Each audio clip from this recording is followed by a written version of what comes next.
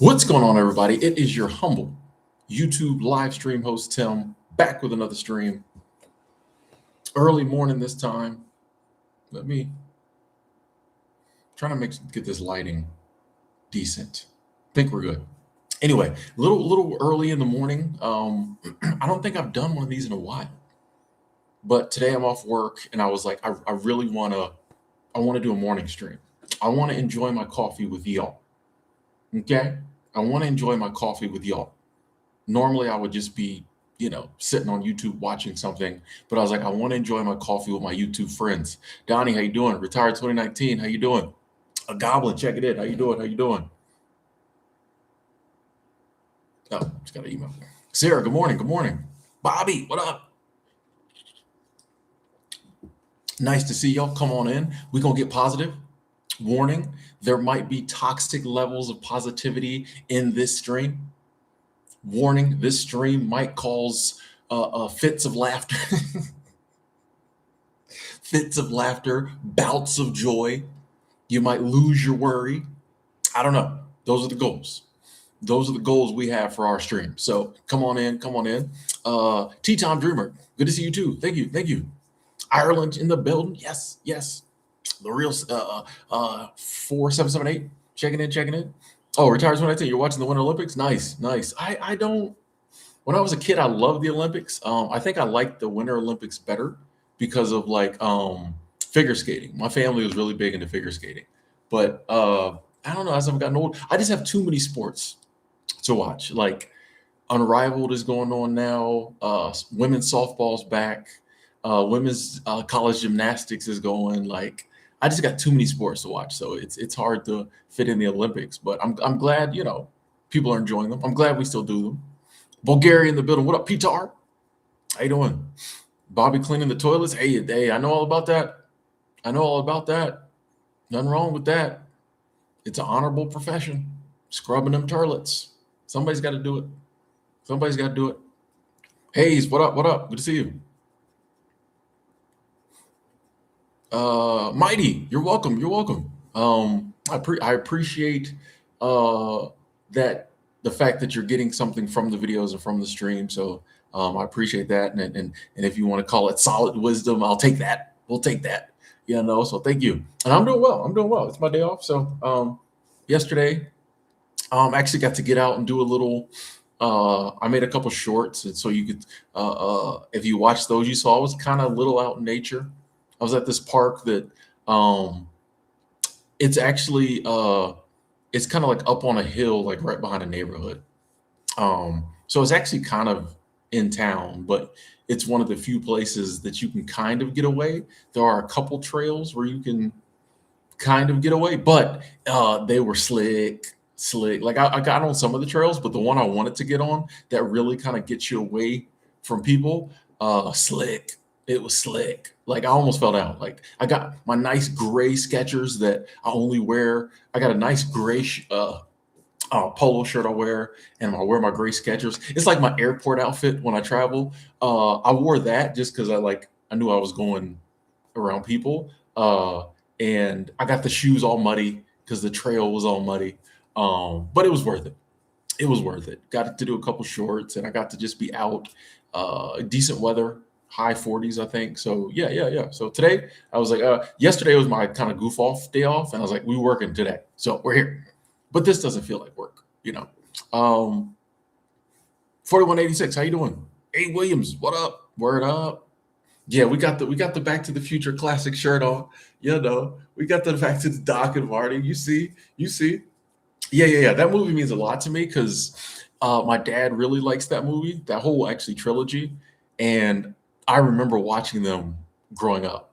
Like my dad actually went in and edited we had them on VHS tape. Your boy's getting some age to him. We had them on VHS tape. Some of y'all have to ask ChatGPT what that is because y'all young, which is great. But my dad went through and edited them. So I did not know this. If you want to edit a VHS tape, you just find the area on the tape that you want to edit out, and you open the back up and you just run a magnet over it, and it'll make just like static, like snow. What do they call it? when the screen gets all staticky. It'll just make that come on the screen. So my dad literally went through and edited out like all the curse words and like any of the naughty scenes in all three Back to the Future movies as they came out, and we used to sit around and watch them a lot. So yeah, Back to the Future is a movie that means a lot to me, and I've been watching a lot of people react to Back to the Future lately. But yeah, I remember what is it, October 26th, 2015 is the date that they go back to in Back to the Future 2. When that day rolled around, it blew my mind. You know what I mean? Well, Back to the Future came out in like the 80s, right? So like that was 30 years. So like when that day rolled around, when the day they went forward in time to actually rolled around, and people were like, today's Back to the Future Day. One of the biggest mind blown times in my life. I'm like, because my whole childhood, that was the future, and it was here, bro. I'm like, bro. I think I called my dad. I was like, it's Back to the Future. Like, still, that was one of those moments in my life I'll never forget. I'll never forget. I was like, it's Back to the Future Day. Anyway, so I saw this shirt at Walmart, so I bought it. Anyway,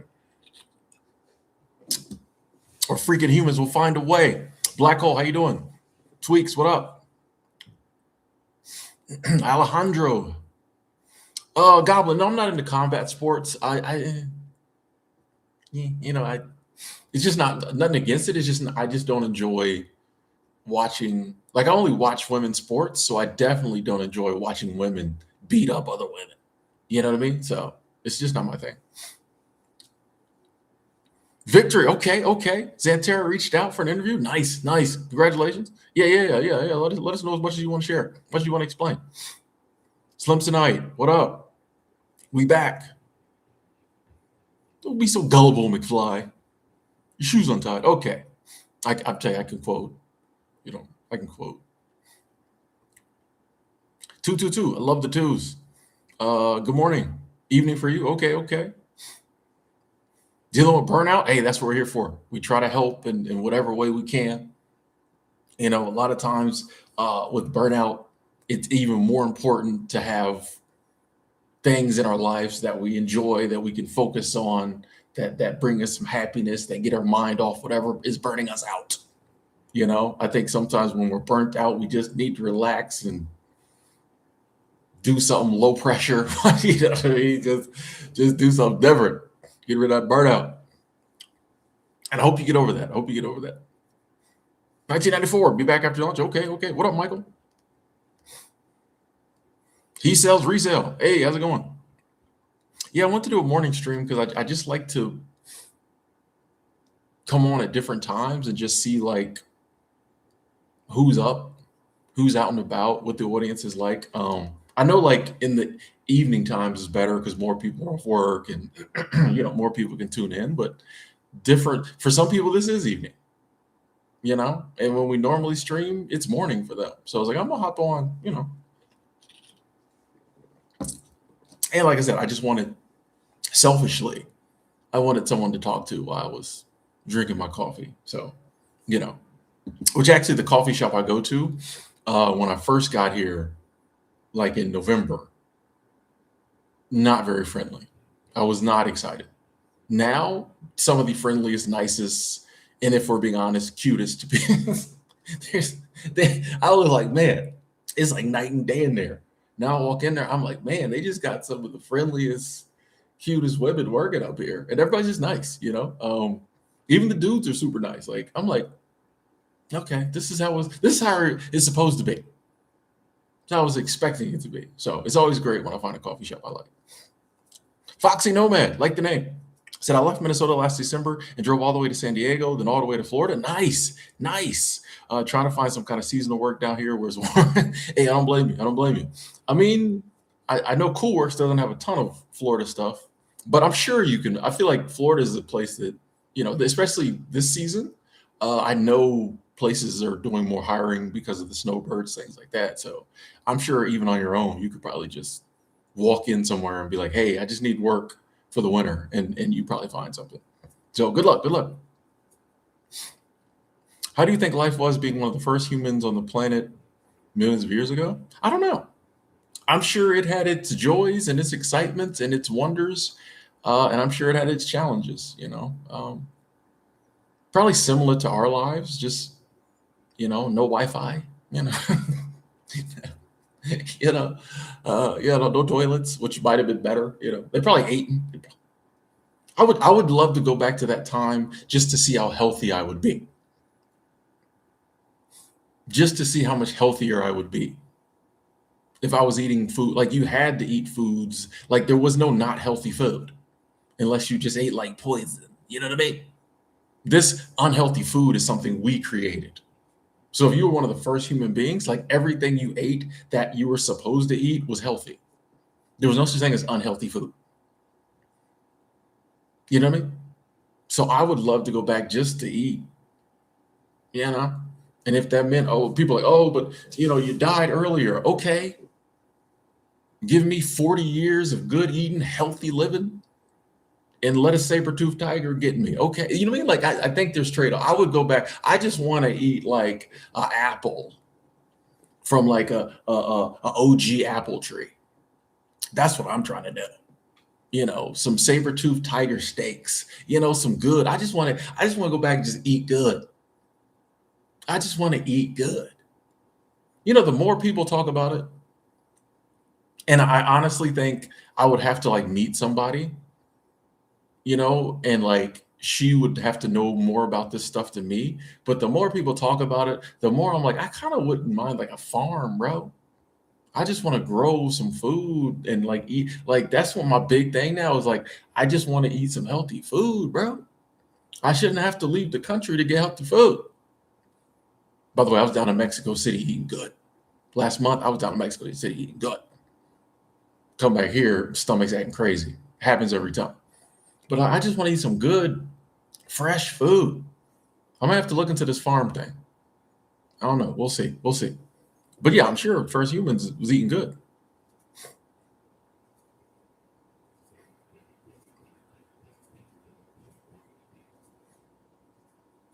Hey, Victor, yeah, I mean, figure out what time works best for you. And I think that is wise to just be like, hey, sounds great, but maybe it's not the right time. But then, if there's some other option, and there's nothing wrong with telling them, hey, can we put a pin in this? Can you save my resume? Save my name. Can I get like some contact information from you so that when I am ready, I can just reach out and be like, hey, we already interviewed. You already like me. It's spring now, can I come through? Or you know what I mean? Like I've done that with places, just like, hey, it's not gonna work this time, but I made sure they remembered me. And I called back later, was like, hey, remember last year I couldn't make it? What do y'all have this year? So Amir, thank you. Love you too. Love you too. That's love. Thank you.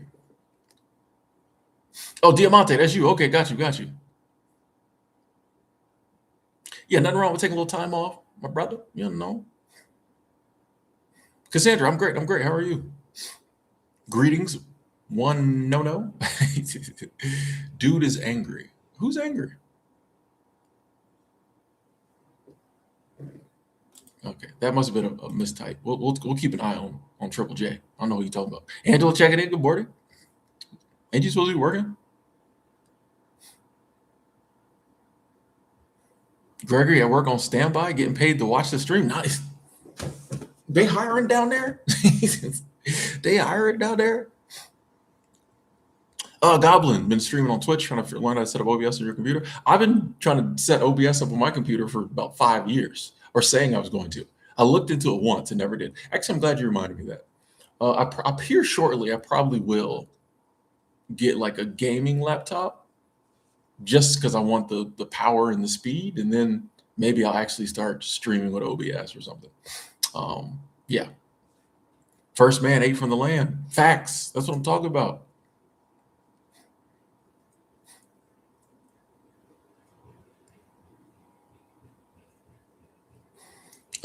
Never. I sorry to hear what you're going through.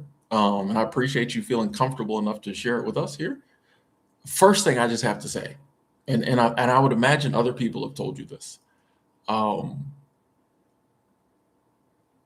it sounded like maybe your friend isn't quite as friendly as a friend could be. So that could be part of the situation. Um, if someone's in your life and You ask them stuff and they get aggravated with you, but then if you don't ask, they get aggravated with you. It seems like either that person is just always aggravated, or maybe something about you aggravates them. But either way, mm, you know, um, you know, maybe that's something to look into. How good of friends y'all actually are, and we're like, and guilt is it's hard when we're feeling guilty all the time. But I think if we really look into it, we can see whether, and I think it's important to see, is there anything to feel guilty about? Or is that just one of those things we have in us that like we can work on? Because if genuinely there's nothing to feel guilty about, that's actually really good. Because then all you have to do is figure out why you have this guilt thing going on. And once you fix that, that's okay. As opposed to if there's actually was stuff to, to feel guilty about, then you'd have to fix all of it, right? So it might just be that like that's just your thing. Some of us don't feel like we look good. It's not that we don't look good. It's just we look in the mirror and don't like what we see. We just got to fix that. Then it's fine. You know what I mean? So it's like maybe you just have to, if you can work on. I don't even want to say fix, work on. Just like, can I figure out why I'm always feeling guilty, and maybe work on that. But I would definitely reach out to some other friends for a while. Uh, always, Hayes, always.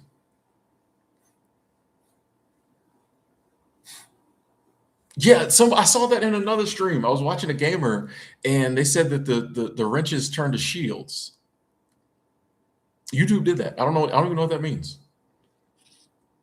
Like, I don't like the implications of like, as if which a moderator does kind of shield the weirdos up, but I don't like that. You know what I mean? I wish it was like a rose or something cool. You know what I mean? Like that seems like that's the negative vibe. The moderator's here to stop. I don't like that implication. I prefer it was just like a smiley face or a rainbow or something cool. Like, oh, you're a moderator, great. Not you're here to block it. Like, you know what I mean? Like, I don't. They didn't ask my advice on that. I would have changed it. I would have changed it. Anyway.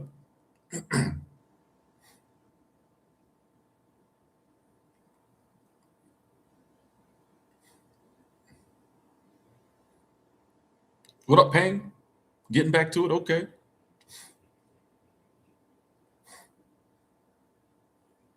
Digital. Good evening. Good evening. Checking in. Good morning. Chicago. Oh, going to a comedy show. Oh, it is. What's today? Thursday. Oh, Angela going to a comedy show. Took the day off. I love to hear that. Love it. Anytime someone's like took the day off, I'm like, yes. Unless they're like sick, then I'm like, oh, feel better. But at least you don't have to work.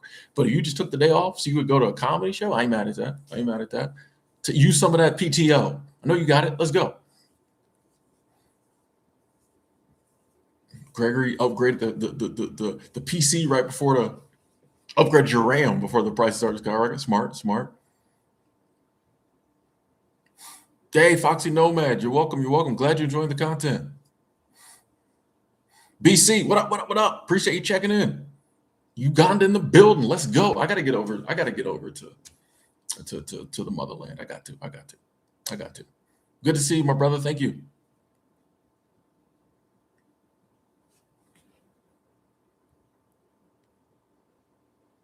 Oh, you're gonna see David. Oh, okay. I know you're still out there. Ricky, what up?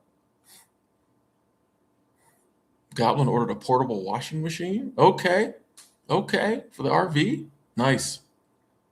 Why don't you? What you don't like FedEx? What's wrong with FedEx? I worked for FedEx. What's wrong with FedEx? What's wrong with FedEx? Hold on. I work for UPS too, so I don't care. I need to work for DHL just to round out the trifecta.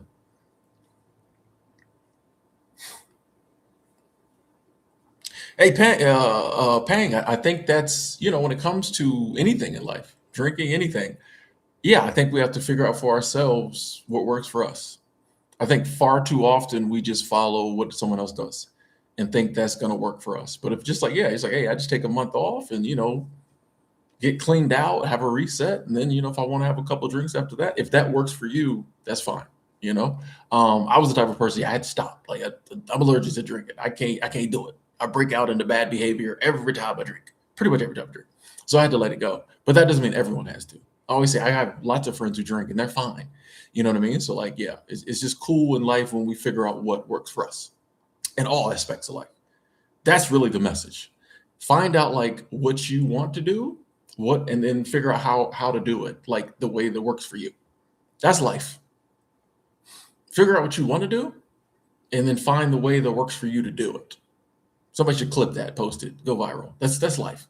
Um, Now that's not always easy.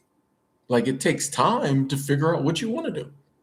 I think we have some innate things we kind of know. I've known since I was 7, I wanted to cut hair. Some people have that more than some people more than others. But I think for a lot of us, it takes time to really figure out what we want to do because we have to cut through so much of the programming and brainwashing, the indoctrination. But also, you don't know until you know some stuff. You don't know until you know. So I think that even takes time. And then figuring out the manner in which we want to do it takes a lot of time because I think you have to like try some stuff and then it doesn't work. Like, I don't think that's me. Some stuff I think we know, like when I was getting sober, I'm like, I'm not going to no meetings. That just ain't me. No disrespect. This ain't me. But yeah, I think just figuring out what we want to do, figuring out the manner in which we want to do it, and then executing on that. I mean, that take you 80, 90 years. That's your whole life right there. You know what I mean? That's what I feel. What's the purpose of life? I was like, bro, just figuring out how you want to do it. Just figuring out how you want to do it is the purpose.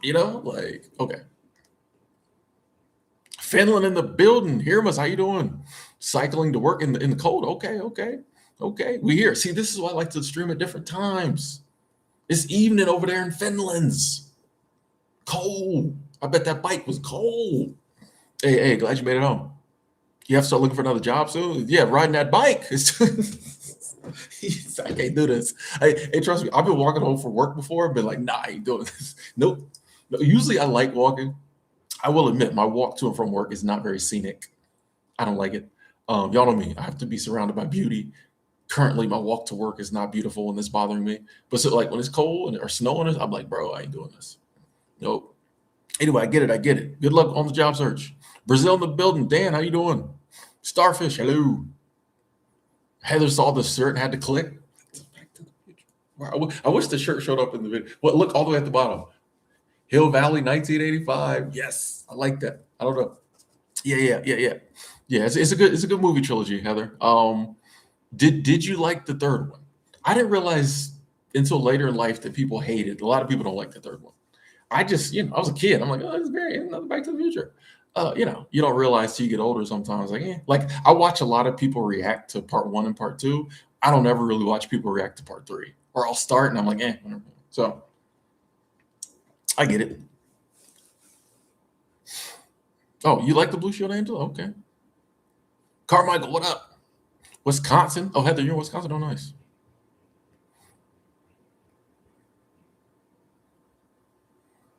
Carmichael, I'm in Montana. Chicago, somebody else from Chicago. What up, Anna?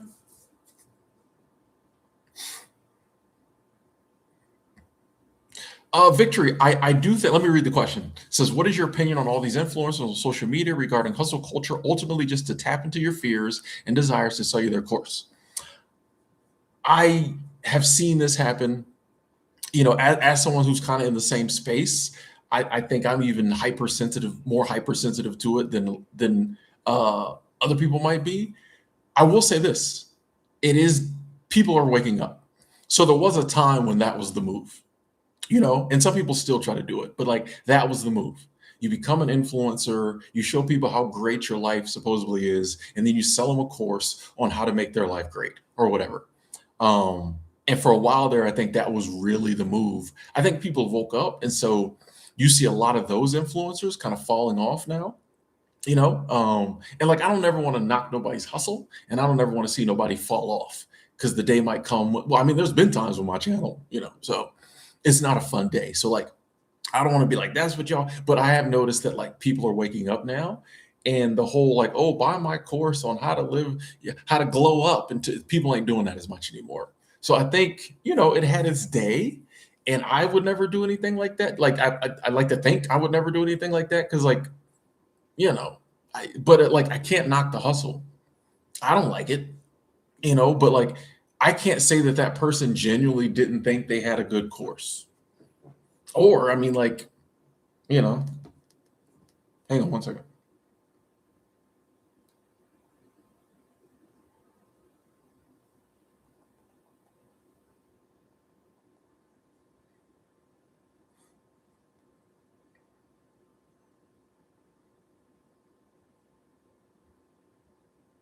Shoot. Oh, I have to answer that in a second. Work. But you know, I it's not my vibe, but once again, like people have the right to, make a cool like I don't like when people monetize people's fears. Um, that one really bothers me. Eh, I mean, there's nothing wrong with desire, so like I don't see it as scummy for someone to monetize off your desires if they're offering you a way to possibly get to that desire. Because at the end of the day, you buy the course. You know what I mean? So like, there's certain things I wouldn't do because I don't think they'd be right for me. But I can't say that someone who does do them is bad or wrong because at the end of the day, they're just posting videos and then putting a course out there.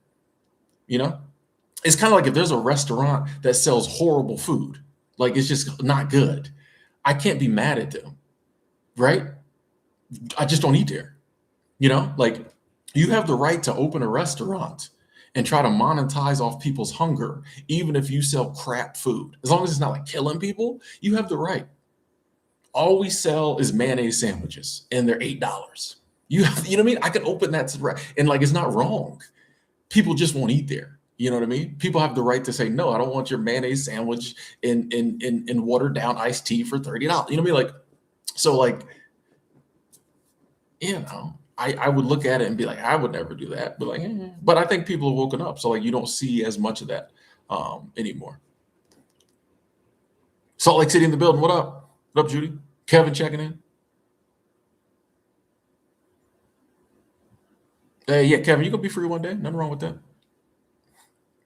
Carmichael, I worked for FedEx years ago. I don't work for FedEx now. I worked for FedEx years ago in Florida. Diamante, take that PTO. Yeah, yeah, I know you'll take it. I know you'll take it. Thank you, Angela, for asking people to hit the like button. Oh, Goblin, you think FedEx workers are more rushed than UPS?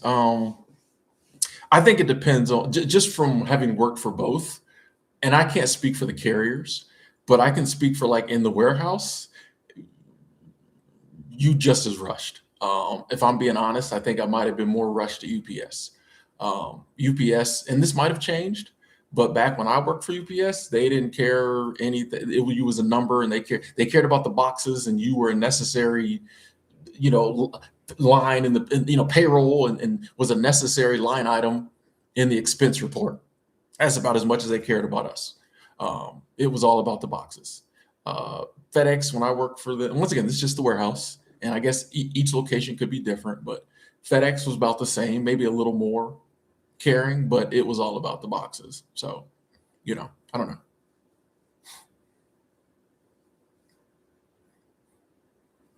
Zantana looking for a summer job in Alaska, manifesting it now. Nice, nice, nice, nice. Yeah, I mean, I think on CoolWorks there was like 200 plus summer jobs in Alaska the other day. So go for it. But yeah, manifesting it. Let's go. Tell us when you get it.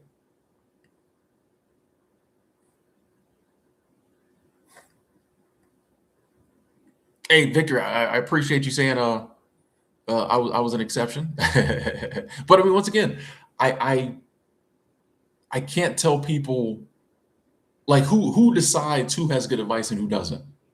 The person watching. So everyone has the right to post what they think is good advice, right? There's people who watch my videos and say this guy is an idiot. I might be. Like at the end of the day, this is what I've had to come to realize. If you feel moved to make a video, or even if you post content because you want to make money, post the content. The viewer will decide whether they want to watch it, whether it's any good. You know, I don't think I know I don't have the right to say that some people shouldn't post just because I don't like it or I don't agree with it. Somebody else might, that might be just what they need. For where they're at in life, that might be what they need. That might be the messenger that they receive the message through. Or they might need to watch that video and be like, this is horrible. Let me see what else is out there to get to the next. You know what I mean? Like, I don't, if you're ever moved to give advice, give it. That's what I say. And, the people listening will decide whether it works for them. So, like, I can't judge the fact that, like, everybody's on social media trying to give advice. That's what we do as humans. Before social media, people was doing that in books. Like, you think every book was good? You know what I mean? Like, people always, that's all we do as humans is tell other humans what to do. We tell our stories and we tell other people what to do.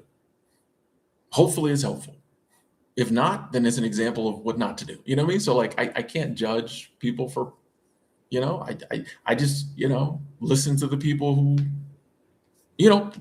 tons of people make music.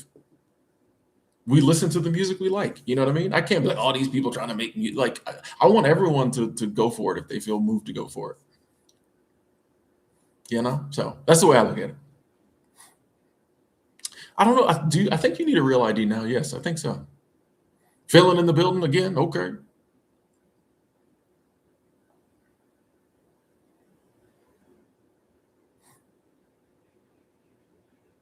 Angela doesn't like the third one either. Do I think yelling in arguments is a sign of low IQ? No, Ricky, I think it's just a sign that that person's a yeller, There's some very smart people who yell. Maybe in that aspect of their life, they might need a little fine tuning, but like we'd like to do we do this a lot. We like to generalize. If someone yells in an argument, that means they're low IQ. Why would that mean that? There's a lot of soft-spoken people with low IQs. There's a lot, like low IQ has like yelling, there's no correlation, in my opinion. That has to do with how you argue.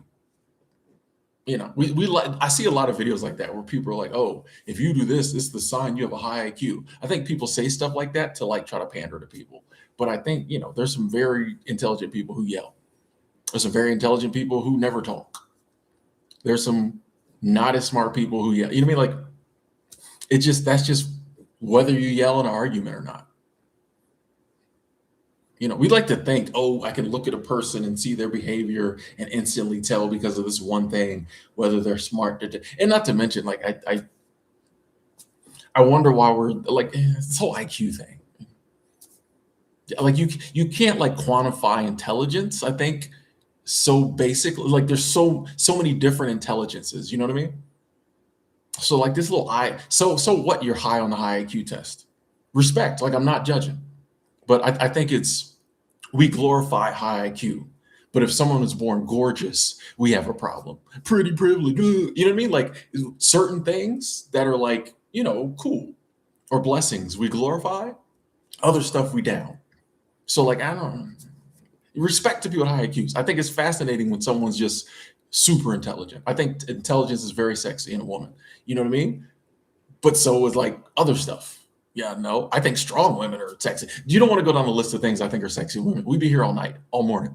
But, I don't know, like this whole IQ thing. I'm just like, bro, like, some people smart, but they still have to work on, like, they still have their character traits they want to improve on too. I don't say character flaws. I say character traits we want to improve on. So I personally don't,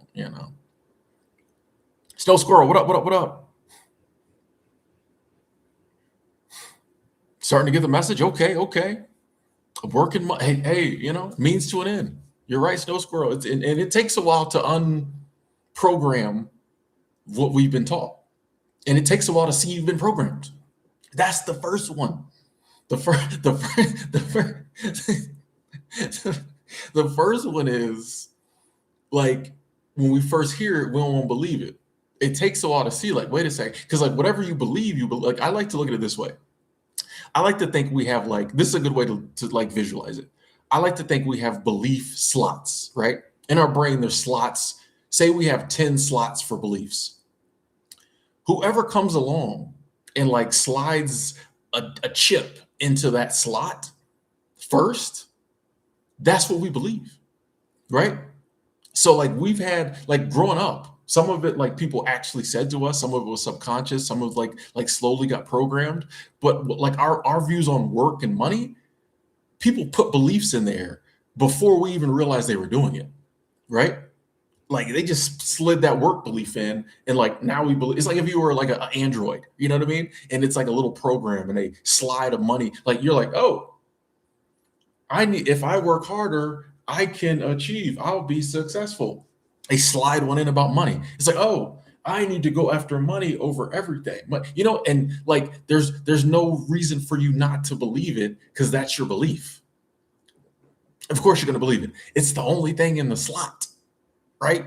So we have these beliefs, and then when someone comes along and says something different, you're like, no.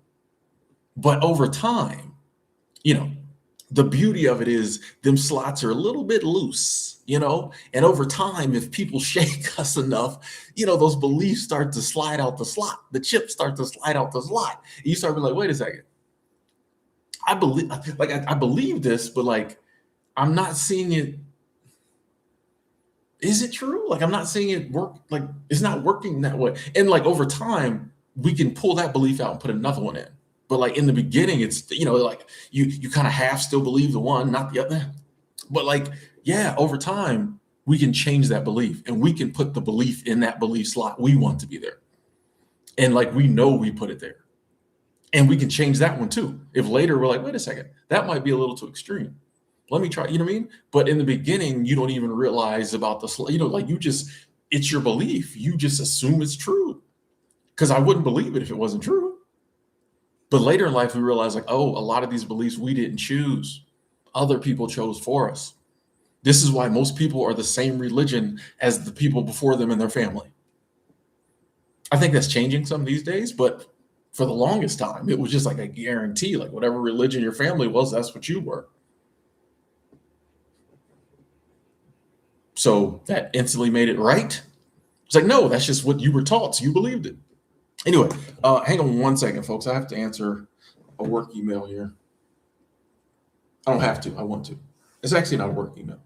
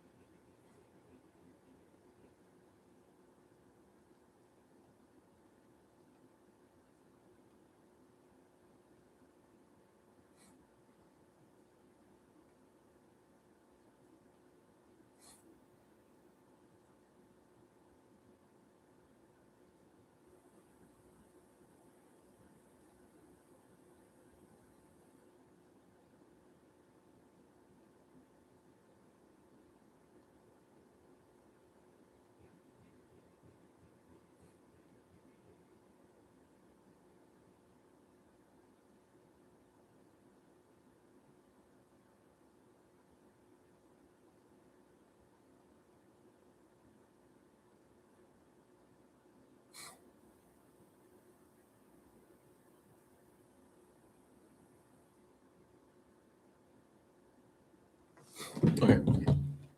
Cool. Where we at? Sorry about that, chat. Well, I've been watching too many streamers. I always say I'm never going to say chat, and I just did it. See? Oh, snap. Where am I? Where am I? 710 Denver, what up? Okay, this is getting too much. Uh, okay, cool.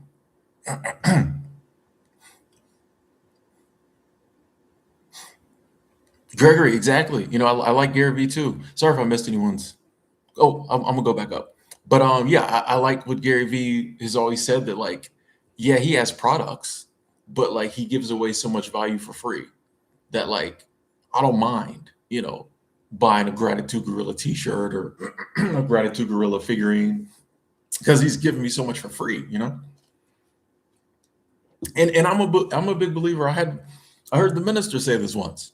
I heard Farrakhan say it once of like, um, sometimes people come at him because he wears nice suits and has and he was like the messengers do his wages. You know what I mean?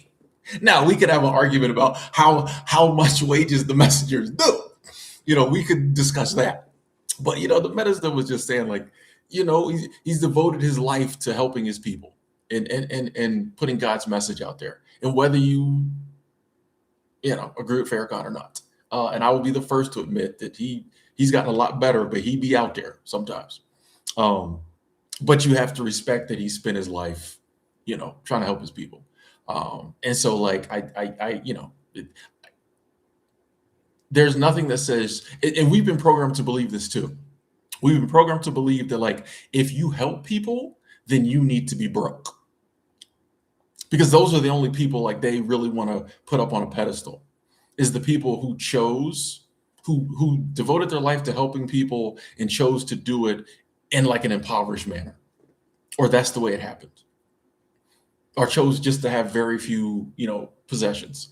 There are lots of people who like help people and are still doing very well financially and choose to have things, but like I think it's one of those poverty money beliefs they want us to have is like, oh, if you're a good person and you're helping people, you should probably be broke. You should probably be poor.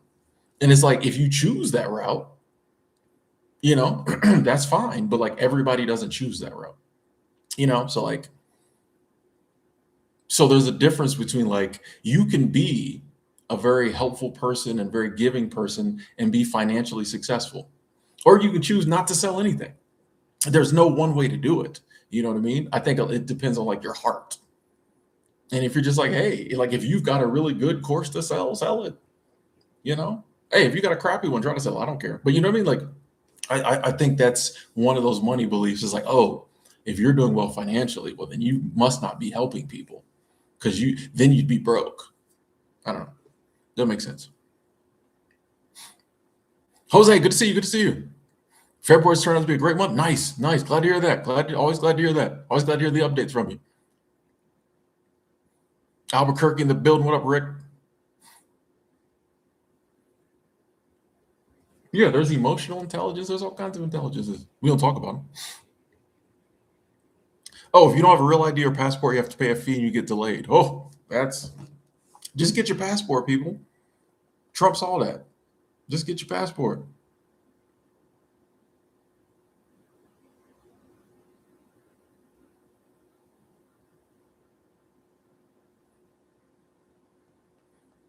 One second.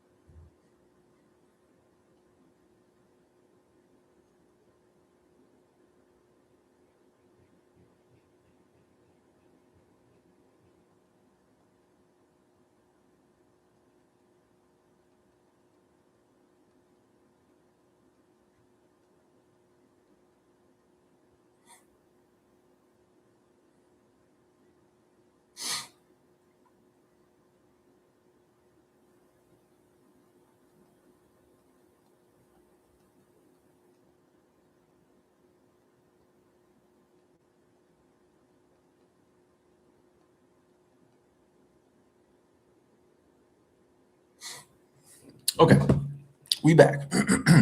Ooh, Jose's manifesting travel and earning a second master's degree. Okay, okay, I like that.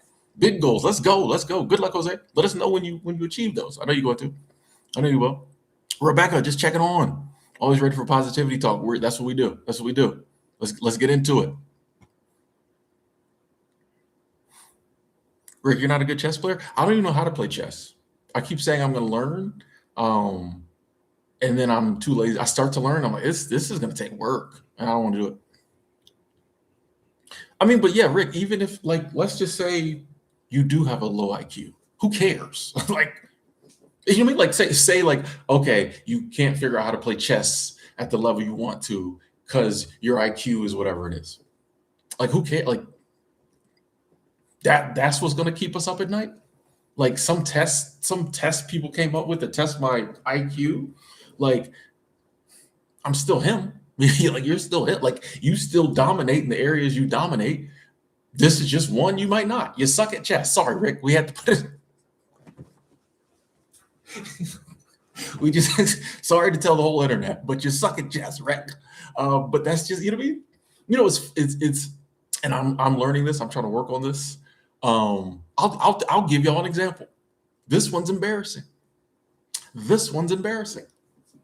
I came home the other day. I worked all day at work, interacting with people all day long, coworkers, guests, bosses, everybody.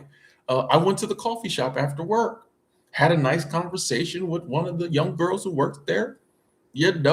I see her a lot. So whenever I go in there, me and her always talk. Super nice, super cool. Um, talk with her. Came home feeling good. Good day. I go in the bathroom to wash my hands. I look in the mirror. I've got nose hairs hanging all out of my nose. And since I'm graying, they're gray. So like everybody who gets within like 2 feet of me can see these nose hairs all out of my nose. Horrified. But then I was like, I quickly cut them. And then I was like, you know what? I guess I'm just the type of person who walks around with their nose hairs hanging out. Because there's nobody else here to remind me to clip them. Because I ain't got a partner. Nobody else here. Sometimes I forget to clip my nose hairs. People will just have to get over it. And I'm learning to say that. Like, nobody's perfect. If I make a mistake or like if I forget to do something or I don't put on deodorant, you know what I mean? Like, I'm just the type of person who does those types of things. What are people going to be like? Tim's nose hairs are hanging out. Yeah, he does that. You know what I mean? So I'm learning to like, there's lots of things about ourselves that we make it a thing. Oh man, I hope people don't think I'm. Who cares? Like nobody's perfect. It happens. The people who love you don't care, right? We all know stuff about people we love. It's, oh, that's just what she does, whatever. So like they come up with a test called the IQ test, and then we spend time worrying where we are on it. Who cares? The areas where I dominate, I dominate. The areas where I suck, I suck. Like I don't. Sorry, I can't fix your car. Sorry. If I'm dating and your car breaks down, well, I'll call them. Actually, I won't. I won't call you. Call the mechanic. I'll help pay for it. Anyway, I don't know how we got on me and my nose hairs, but we did. So, okay. Sometimes I just have to put stories out there to put off my chest. 710. I'm good. I'm good. No, PA. Oh, you're good. You're good. It actually, like I said, it wasn't totally a work email. It was a good friend of mine at work messaging me. A good friend of mine who I actually work with messaging me. So it wasn't actually a work thing, but yeah, I know you're getting. I know you're getting.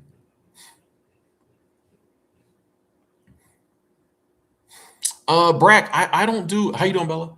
I don't do favorites or best. So you'll notice there's parts of the states I don't go to as much, and there's others that I go to more. But I don't really like to make a list. Like I just do. You know what I mean? That makes any sense? Doopy, what up? Angela's been watching the Monks Walk for Peace. Very inspirational. They made it to Washington D.C. Oh, okay, okay. They started in Texas, made it to Washington. Okay, okay. I had heard something about that. Yeah, but I'm glad they're still walking.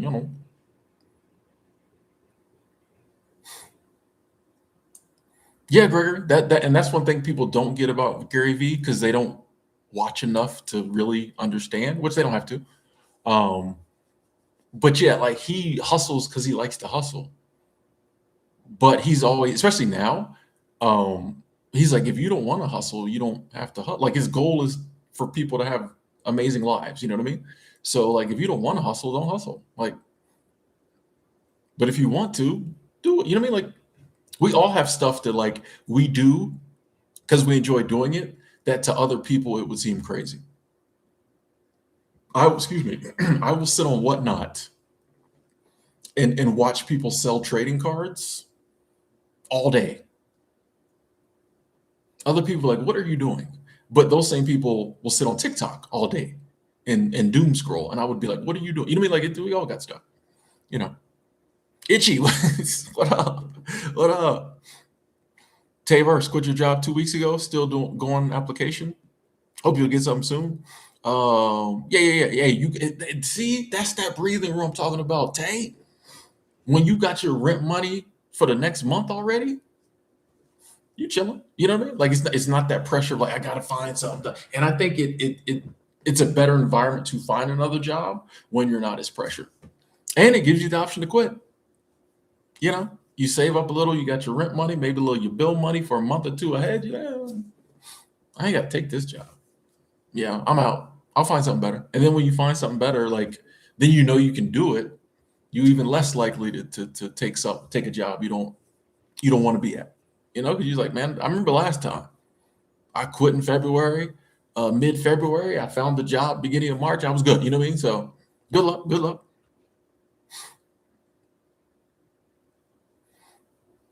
Angela can play chess, but you have no way to play it with you. You have to play it online like regular people, like everybody. No, I'm joking. I'm joking. I'm joking. I was joking. Hey, I'm glad you laughed at that, Rick. I'm glad you didn't get offended by that. Marwita said, "I never work at work." I mean, hey, however you do it. I mean, I personally, if I'm at work, I'm working. So, I have a solid work ethic. So, um, if there's work to be done, I'm doing it. But I respect other people's. I was thinking about this the other day. Like, I can't expect everyone to work like me in life in general. You can't expect. We can't expect. Let me just make it about me. I can't expect people to live their life the way I do. So I'm the type of person that, like, when I go to work, I actually work. I'm old school. Honest days work, honest days pay. So, like, if they paying me, I'm gonna do the job they pay me to do. That seems fair to me. But I realize other people don't work that way. So, and I can't expect them to because they may not have that mantra. They might be like, my job is to come, like, I feel like I should go to work and do as little as possible. This is what other people say or might be saying. I can't expect them to work like I work. So I can't get mad when they don't. I can get aggravated because if it means more work for me, but like I can't get mad that people work different because they may not have the same work ethic as me. And my work ethic came through partially, I'm sure, watching my parents' work ethic. If I had different parents, I might look at work differently. And then I start thinking about just like everything in life. So many things that like before I think I would look at people and judge them harshly. I'm trying now to just be like, like I can't expect people's, moral compass and moral code to be the same as mine. My moral code and compass was shaped, like I said, I had amazing parents. And I don't just say that. I had amazing parents. Like I gotta give them their credit. I had good parents, So like there's some things in me that I think are where they should be that possibly if life didn't hand you that same parent card or parent cards, you might see things differently. It might take a person a little longer to realize, like, oh, I don't think that's right. You know, I'm sure there's areas where I'm not as, high up as other people are because of things they had that I didn't. You know, they may see things differently. They may do things. There's a lot of things in life I suck at. And because of, my, things I've been through or my just naturally, DNA or whatever. So I'm like, I can't expect people to work the way I work. So why am I constantly getting mad that people don't work like I work? Just accept, like, I just, Yeah, I'm pissed because it means more work for me. But like I don't even want to get mad no more. Okay. Like, you know what I mean? I've never had a day at work that didn't end, even though I have had countless days where like I had to pick up other people's slack. So I'm like, just pick up the slack and get and go home. You know what I mean? Just trying to,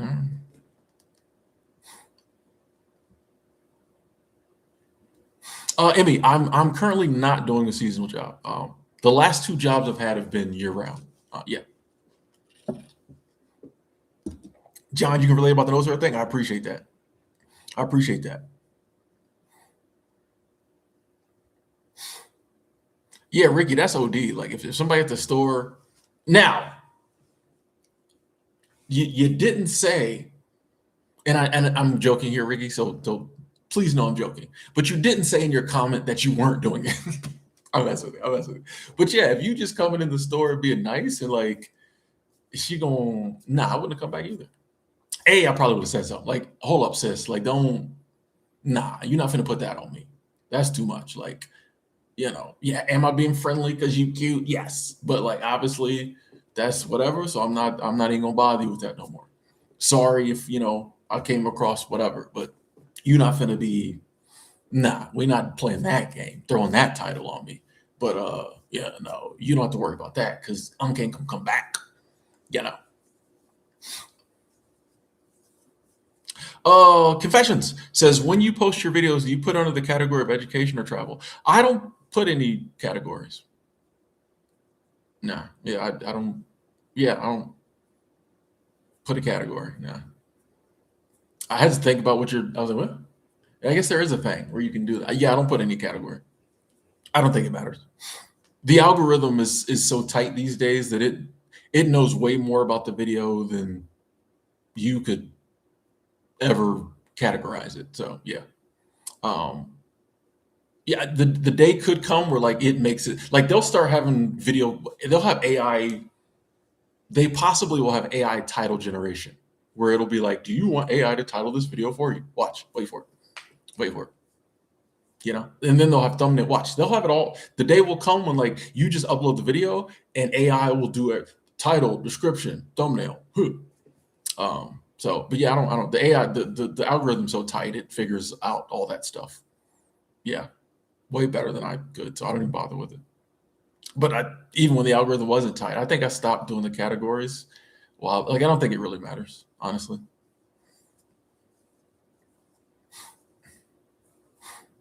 Living with people on a seasonal job site, I will say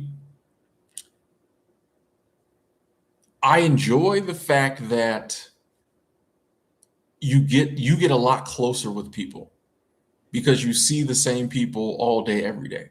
So you work with the people, you eat with the people, you hang out with these people, you know what I mean? You shop with like it's all day, every day.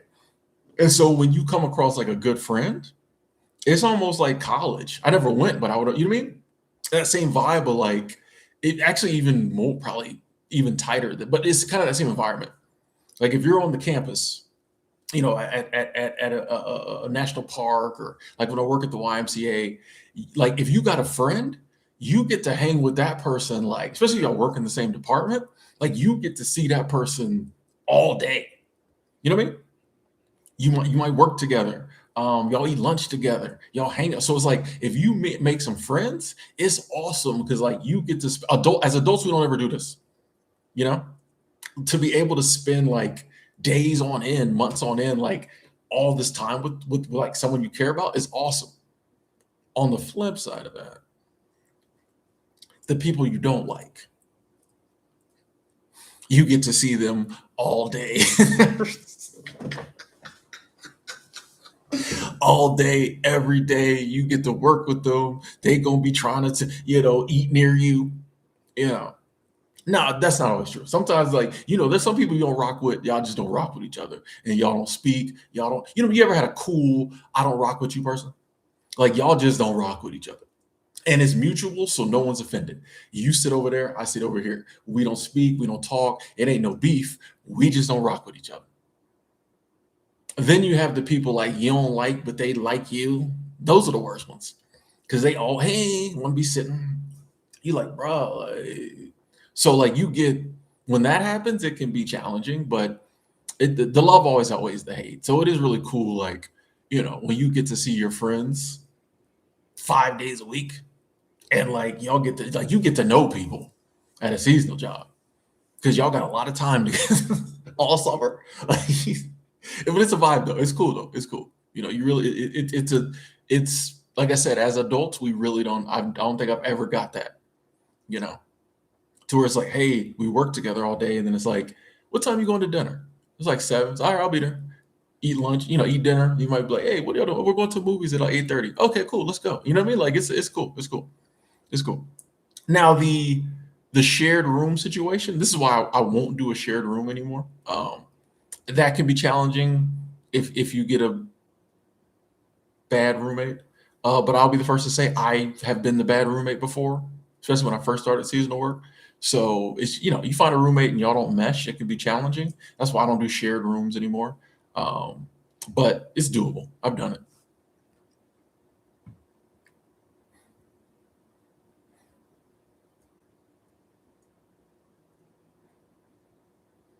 Thanks every day. Oh, we keeps it real. Right? Regular people are not online. You right. You right. All kind of craziness probably going on in them chess forums. Uh, what up, Certus? Good morning, Swap. Hey, we're almost at 100 likes. 4 more. Appreciate that. Thank you. Hey, Taylor, waking up late, streaming. Let's go. That's life, man. You know what I mean? So, and here's the thing: you will probably remember this few weeks off long after you remember whatever job you get. You know what I mean? Like years from now. Like that's crazy. Like I remember some of the times like I was off work. I don't remember what jobs I was between, but I'm like, yeah, that's when I was ill. Yeah, I was chill. You know what I mean? Like it's just funny that like, you take a few weeks or whatever and just be living, just live life. You remember that way more than the job you worked at for a year. It's just weird.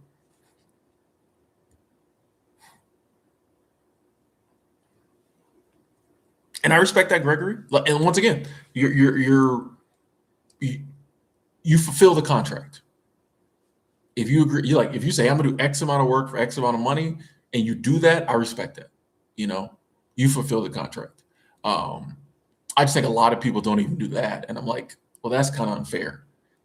If they're paying you X amount an hour, X amount a week, or X amount a month to do X amount of work, and you don't do the X amount of work, well, like that's basically stealing. And you can call me anything, but don't ever call me a thief because Tim don't steal. You know what I mean? That's one of my pressure points. Like Tim don't steal. Um, those are fighting words, like respectfully. But yeah, so my work ethic says I'm gonna do the work you paid me for, and probably a little more, just because I like to work. Here's my thing: greatness. This is my word at work. I'm always talking in my head. I'm always talking about greatness. Um, Greatness does what others won't do. So for the people who do, you know, have a different work ethic than me, even though I can like get annoyed sometimes, this is what greatness does. Greatness picks up. No, you don't have to want to be great, right? There's some areas I ain't trying to be great, but when it comes to work, nobody outworks me. And when people do, it drives me crazy. So like at work, I'm like, bro, this is what greatness does. Like, and sometimes other people need to see greatness to realize what it is. If you've never worked with greatness, you don't even know what greatness is. Well, you're gonna find out this week. They don't know and work. No, no, no. You got to show Tim you can work harder than him, but he gonna show you he can work harder than you, respectfully. So like that's what motivates me when I have to like do more. I'm like, well, this is what greatness does. Like, yeah, no one ever got great by like trying to get out of doing something, right? Think of whoever you think is the greatest at whatever sport you enjoy. They didn't become the greatest by getting out of practice, sitting out of games. Nah, they was at practice more than everybody else. If I'm gonna spend a good portion of my life at this moment working, well, then I'm gonna be great at it. Like, how isn't there a scripture? How will they know whatever without someone to show them? How will they know greatness without greatness being in their midst? Huh? Okay, moving on. Okay, yeah, I get a little extreme. But when the day comes not to work, I'm great at not working. And that's right. Y'all know me. When it's time to take 6 months off, I'm good at that too. I'm good at that too. And no qualms about it, you know.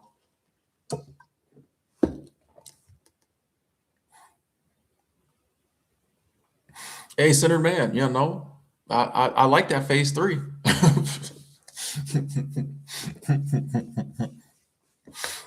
And here's the thing.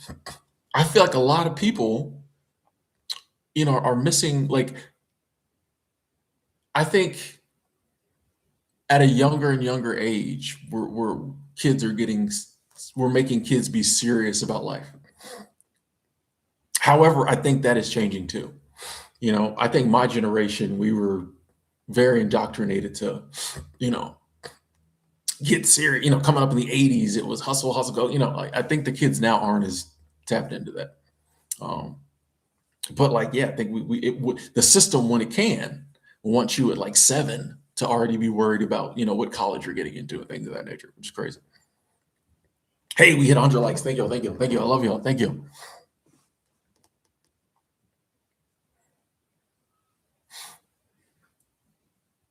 Duncan, I don't really remember my dreams. So there was one the other night I woke up at like 4 or 5, and then I went back to sleep, and like I wasn't fully asleep. So sometimes like those dreams I remember.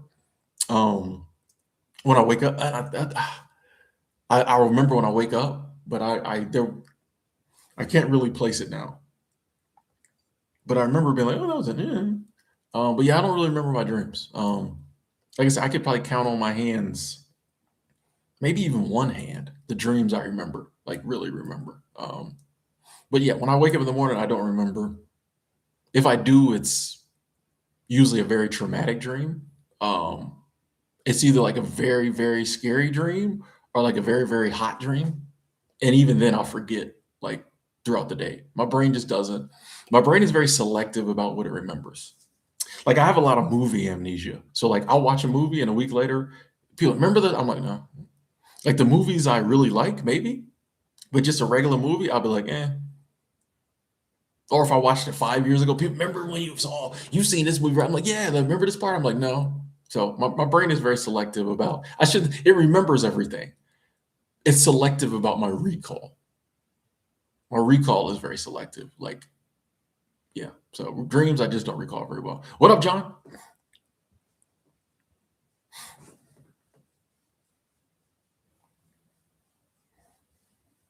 Vic, I think there are some companies, Victory, that do promote and pay their hard workers more. And there's a lot of companies that don't. Um, but there are some that do. Like I said, I had a job, and I will never stop telling this story because it is the only job where a boss asked me when it was raise time, and he said, "What do you want for your raise?" And I told him, and he gave it to me. He gave it to me too quickly. I should ask for more. Um, and I think that's the way it should be. At least ask. Hey, what do you feel you should be making raise time? And if you can do it, do it. If you can't, explain to them why you can't. Hey, I know you asked for X amount. I just can't do this right now. I sent it upstairs. This was the reasoning. I'll try my hardest to get you that next time around or get you some bonuses, blah, blah, blah, blah, blah, but I'm working. Um, but yeah, so I just tell that story to say, I think there are some businesses, especially like smaller businesses, the more corporate the environment, the harder I think it is to get some things done, especially when it comes to pay. Um, but there are some places and some people who genuinely care about their employees. Like there are some places that don't. If possible, I think we try to find the ones that do. But I understand it. Like sometimes we have to do what we have to do until we can get to doing what we want to do. You know. Now, my message is to try to speed that process up as much as possible. AMAP, as my AMAP, as much as possible. Why do we say ASAP but not AMAP? Okay, but ASAP, AMAP. But I know it always is an instant. So if it's like, yeah, I'm at this job because I got to, because I got these bills and the kids need shoes and The wife's got to have a car too because she works on that side. But in the back of our minds, it could always be like, this is what I don't like about this company. These are the things that at my next job are going to be different. And I think it's possible to work towards that. But I think it starts with believing it's possible to work towards that. But okay. Hey, Marweed, thank you. Super Chat Squad, thank you so much. I appreciate that. Coming through with the euros. Yes, thank you.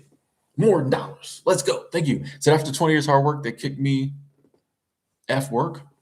I mean, I respect that. Like I said, I have my views, but like I respect everyone else's views on work because like we all have different experiences. And yeah, I would probably be saying F work too. If after 20 years they fired me, so I respect that. I respect that. But you can take solace in the fact and pride in the fact that you worked hard. You know what I mean? And I think that's one thing we have to lock in on too. The hard work I do isn't just for the company. Anything I do throughout the day is for me. So they could fire me. They may not have given you what you deserved after 20 years, but they can't take back the fact that you showed up and worked hard. Because that, to me, that's something, as a spiritual person, that's something I do,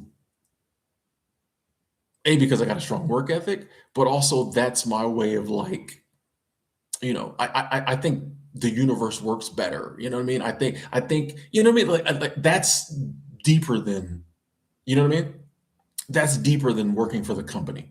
Me showing up and doing, there's a scripture that says, do all things for God's glory. You know what I mean? So like, it's in a similar vein of like, I'm working hard for me on some level too, because I think it's the right thing to do.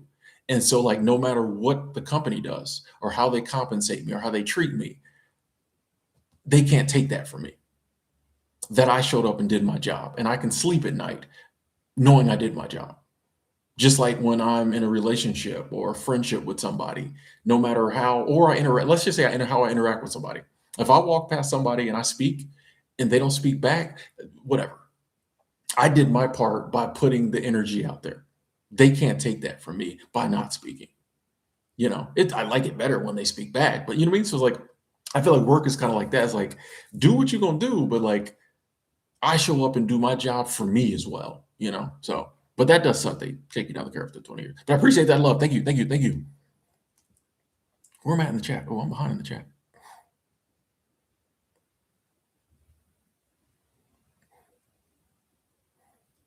Lonely Girl TV. Good to see you. 1984, going to Alaska. Yes. So many people go to Alaska. I'm loving this. We out here. We out there. Let's go.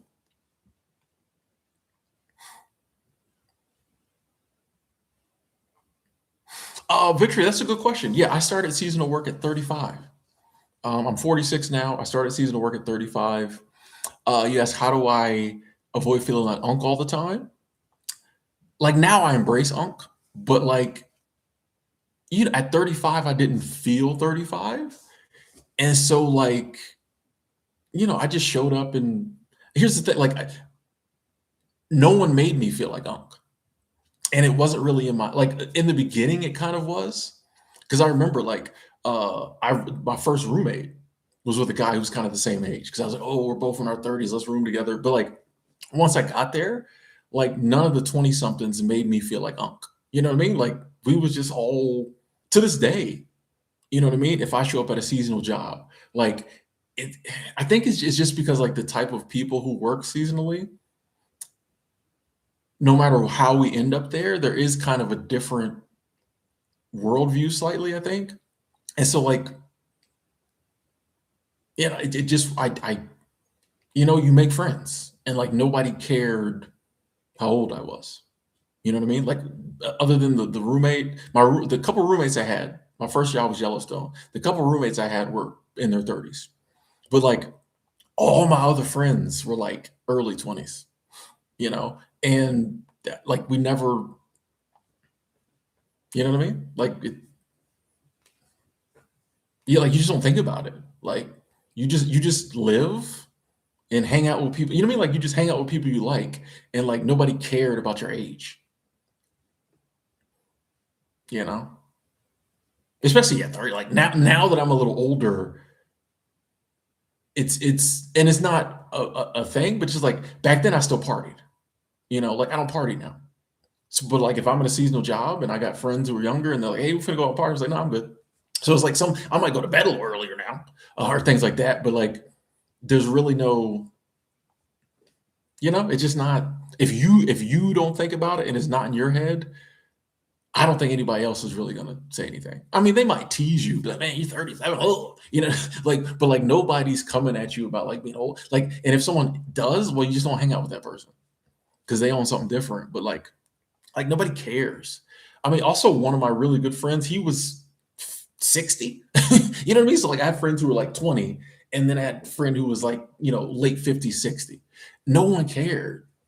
Like Jan, he's moved on to glory now, but like, yeah, Jan was like 60 something. And he'd be right there at the with us. We'd sit down to talk. Jan come like nobody's like, "Oh, get out of here, Grandpa." No, it was like we all here. We're all just, you know, here. Yeah, nobody really cared. Cappy, what up? A lot of drama in Death Valley. Oh, sorry to hear that, Mud. Kind of like high school. I can. I mean, yeah, that's part of it too. You know. But hopefully you can make some friends who stick around. Sean, focusing on self confidence. Let's go. Let's go. Hey, Jacob, glad to hear that. Got debt free. Now you're building an emergency fund. Yes, yes, and I appreciate the appreciation. Thank you. That's awesome. That is all. That is awesome. That's truly.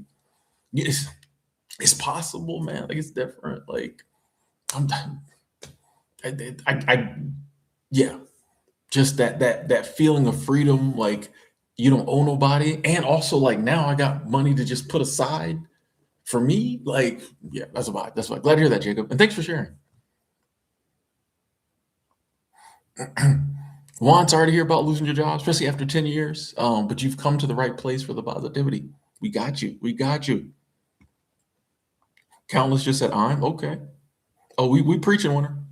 Oh, here it is. Here's Countless's comment. Hey, I hope you get Countless. I hope you get your mobility back soon. Glad to hear you're recovering from the surgery. Yeah, stay positive. Stay positive. You're at the right place too. We got the right place too. You're gonna recover. You're gonna get your mobility back, and you're gonna be getting right back to it. Enjoy the break. I'm just messing. 6 months from now, you can be like, man, I wish I was still laid up.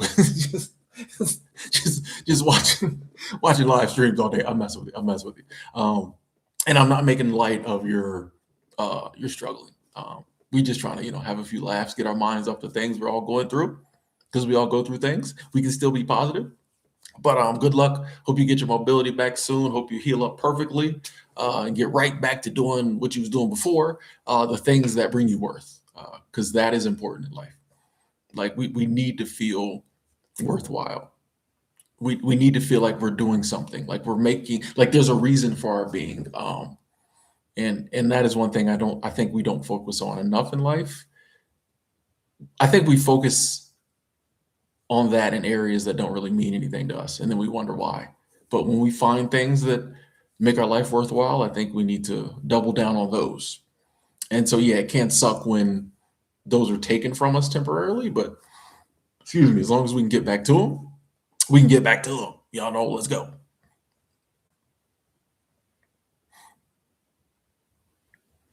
Miss Underhill, good to see you.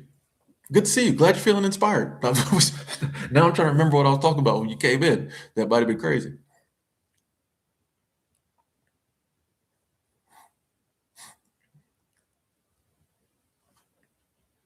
Yeah, Gregory, it is, and I think about this at work a lot too because I, clean hotel rooms. Society has tried to make it seem like certain jobs are less than, and certain jobs are more important. So if someone's a great lawyer, we look up to that. If someone's a great janitor, nobody cares, but they're equally as important. You know what I mean? The work is the work. the energy that like that great work is putting out into the universe is the same, you know? So like I look at that like, bro, like, you know, if I was like, man, I'm the best, people like, you just clean hotel rooms. But to me, like that's equal. You know, the greatness there is equal to greatness anywhere else. You know, so like miss me with it. You know, not to mention, we're not going there. We're not going there. We're not going there. We're not going there. But I was just gonna say that, like, not to mention, you know, you can make some really good money cleaning hotel rooms, but people don't. You know, people. I love when people judge. See, this is being petty. This is being petty. But I like when people judge me on how lowly my job is, but they make less money than me. That was petty. I don't. That's. I didn't say. Like if we, you know what I mean? It's like when people judge me for walking, but they're like $40,000 in debt from the car they're driving. Who's got a higher net worth? Right? People don't look at things this way. And by the way, if you can get that $60,000 car and you want it, get it, sis. Get it, bro. I ain't knocking. I'm just saying, if I'm walking and you're $60,000 in debt for your car, and we make about the same money, who's got a higher net worth? That's all I'm saying. That's all I'm saying. Possibly. You got to look. It's fun. We look at possession without the debt involved.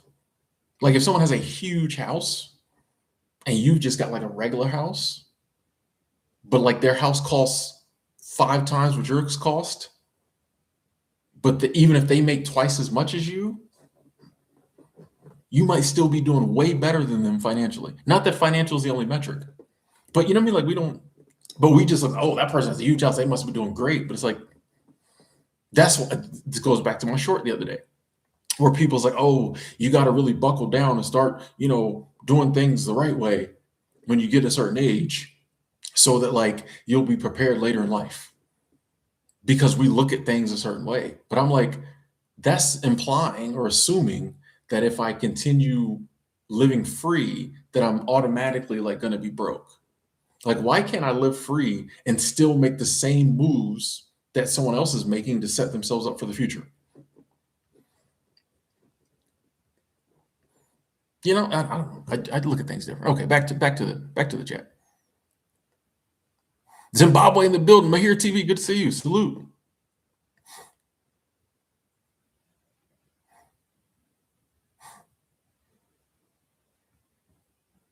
Okay, where we are. Victoria, good to see you. Yeah, Senator, I'm with you. Yeah, life is not serious. You know, some things can happen that make it challenging, but it's not serious. Like, hey, Sparker, good afternoon. Well, yeah, can't. It'll all work out. It'll all work out. It's all good. Fact and winter hiker, you said greatness is rewarded, and you'll notice a lot of the things that happen, like when we really lock in and we try to live a good life and do good by other people, and you know, do the things we feel are right. You will notice that like opportunities present themselves, and other people will look and be hating and say it's lucky and and all this stuff. But it's like they're you know, every cause and effect for everything, right? That's just the way the universe works. You can't refute that. So it's like a lot of this stuff, even though I may not have earned it, because I don't know if you can earn blessings, but like this is the effect of this behavior. You know, when I went above and beyond in this aspect of this over here, this is the reward I got. This is the blessing I got. You didn't do that, so you didn't get that. You know what I mean? So it's just like there's other reasons too. Like there's selfishly, um, even if you're like, man, I really don't want to do this right now, but I know something good might come out of this on the back end, so I'm gonna do it. Like people don't think about that either, you know. But and not to mention, everybody sees how you moving, right? And you never know when the interactions you have now or people watching you now, when that turns into something like, you know, down the road, how that's going to affect you, right? You never know. But when you step out the house every day and like try to put your best foot forward and like live the life you feel is right to live, like people see that. People see it and be like, you never know. There's people that I'll tell people like, man, if I won't, because like I don't want a company and I don't want employees, but I'm like, if I ever owned a company, I would ask that person to work for me. And there's people who do own companies you might just have a slight interaction with who might be like, and then maybe you're looking for a job, 2 years from now, and that person it happens. I remember that. You know what I mean? Like this, it all comes together. Like, so the actions we take in our everyday life, like affect our life. Yeah, there's rewards. LW, what up? Buenos dias, what up, Adrian? Countless, you have a 93-year-old friend that says, when I hang out with you, I don't feel old. I feel like I'm young again. Facts. And shout out to you for having a 93-year-old friend. I'm jealous. That's the same. Like a lot of those friends I met, well, I shouldn't say a lot, but a few of those friends I met when I was 35 and they were, 20, um, we're still friends. You know what I mean? So like, and I enjoy their company because I think it is helpful to have friends of all generations because it keeps you tapped in to like that energy. You know what I mean? I don't want just all 46-year-old friends. All we gonna do is sit around and talk about 46-year-old stuff. Like I want to talk about older people stuff. I want to talk about younger people stuff. Like I want all that energy. I want a well-rounded worldview age-wise. So like I think that's part of the reason why I enjoy seasonal work is that it has allowed me to like work with people, especially a lot of people younger than me, but also people from all over the world. You know, a lot of places, they get J1 visa holders from all over the world. My last seasonal job, it was people from China, people from Romania. I got to go to Bucharest. I got to go. Is that how you say it? Bucharest? Romania. That was the two main places, China and Romania. But bro, like, where else am I gonna meet somebody from Romania? You know what I mean? And my boy from China, like that was my guy. I won't say his name. I don't like saying people's names unless it's someone I know. I don't care. But there's a guy from China, and he was like 20, 20, 21. That was my guy. Like really, and he schooled me on so much about China because we get so much, I'll say, interesting information about China, but like I had never really talked for hours to someone from China about China. So that was cool. So that helped to expand my worldview until I get to go to China. Of just like, oh, okay. So that is one thing I appreciate about seasonal work. It has brought me into close contact for a decent length of time with people who I would probably never get to be around. So Kathy, thank you. Thank you. Kathy Cat, thank you. Before seasonal work, I worked in lawn maintenance. So yeah, I mowed grass and put in plants and flowers and mainly mowing grass. Mainly lawn maintenance, but we also did install things of that nature. So yeah, that's what I did for many years before. But I've also worked FedEx, UPS, a couple different jobs, but mainly lawn maintenance. Yeah. Chris said there's drama in Death Valley. It always was I felt it'd be too hot up there for me. Worst part was roommate snoring. Yeah, you get that. I'm telling you that shared room is different. You know. Oh, Kathy, you were a high school teacher for 24 years. Respect. But left in the summer, want a job that enables me to actually live my life. Let's go. Let me finish reading I get excited. I don't even finish reading. I want a job that enables me to actually live my life. Finally, at almost 48. I just don't know what job.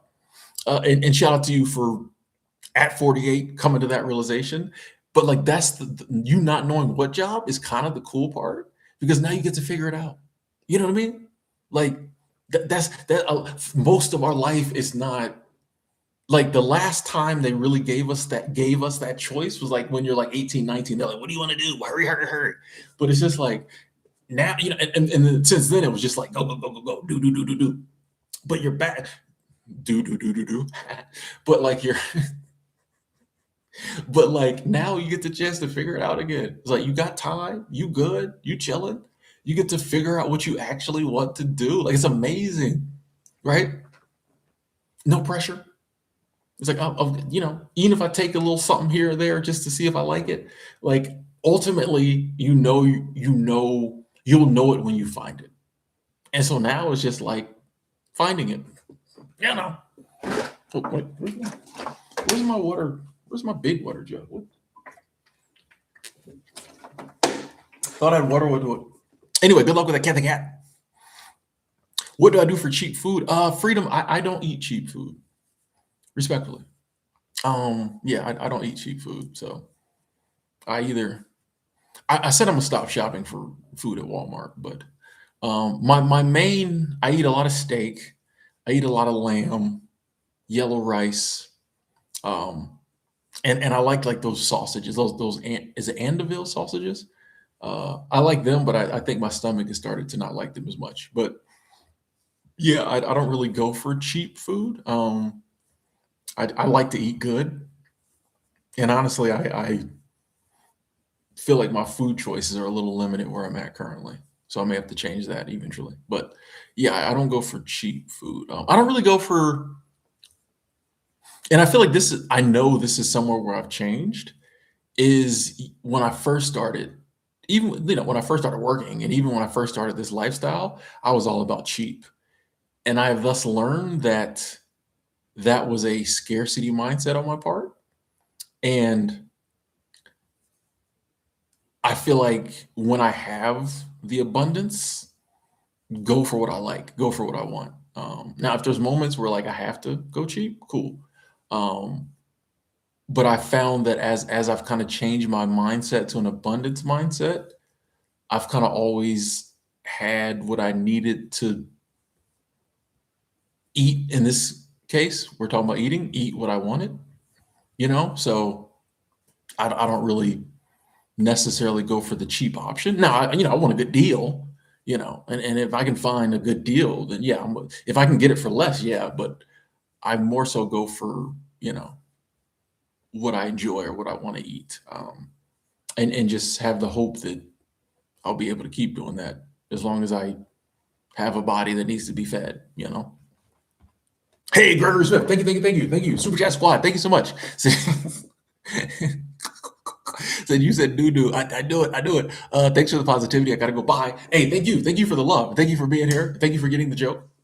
For being just as immature as me. See, this is why it wasn't a problem for me to hang out with 20-year-olds because they more mature than me. A lot of them, some of them. So yeah. Thank you, Greg. I appreciate the love. Thank you, thank you, thank you. And that's Canadian cash. That's good money. I think that's more than American, probably. Okay, thank you, Gregory. Thank you, and appreciate you tuning in. See you later. Thank you, thank you. We here. Well, said all kind of craziness. Positivity comes in all forms. Okay.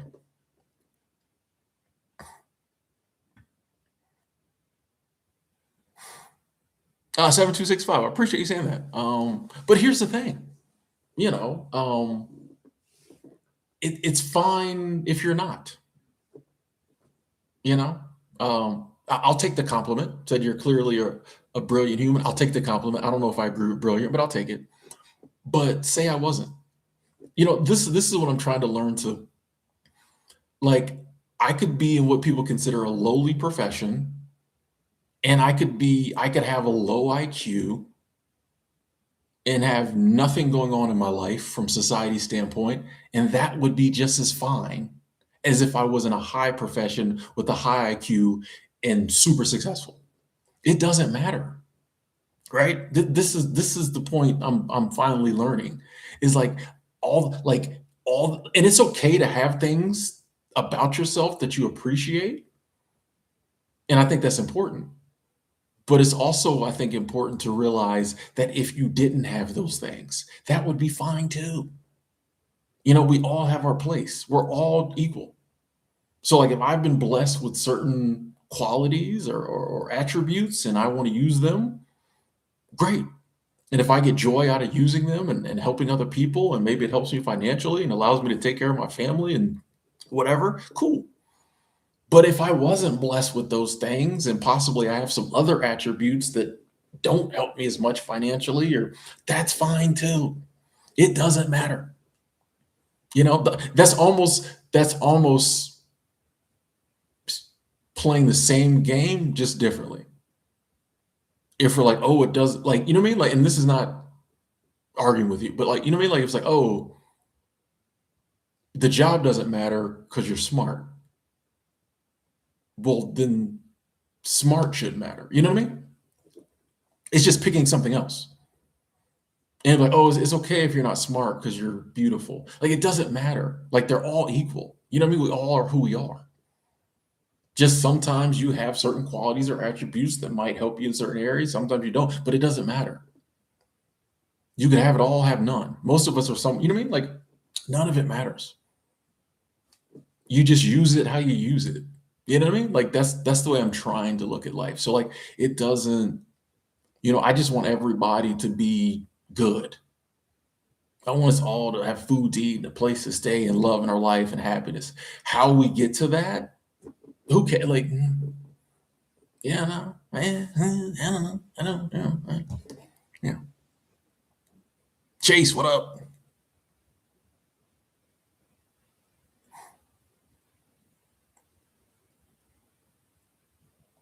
Hey, 7265. Appreciate that. Thank you.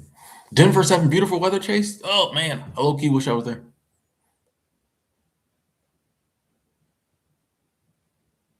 That's a good point, Kathy. People look down on certain jobs, but then expect people to, to do a good job at that job. Facts. About to go out of town, Angela. Enjoy yourself. Enjoy yourself. Have fun. Glad you took that day off.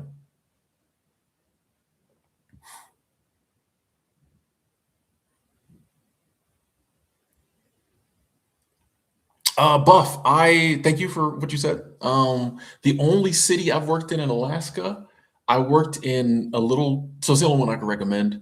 It's not even a city. It's not even a town. I worked in a place on the map called Moose Pass, Alaska. However, it was about 45 minutes from Seward. So I was in Seward, Alaska a lot. And I do know Seward is a vibe. So, and I know there's jobs in Seward.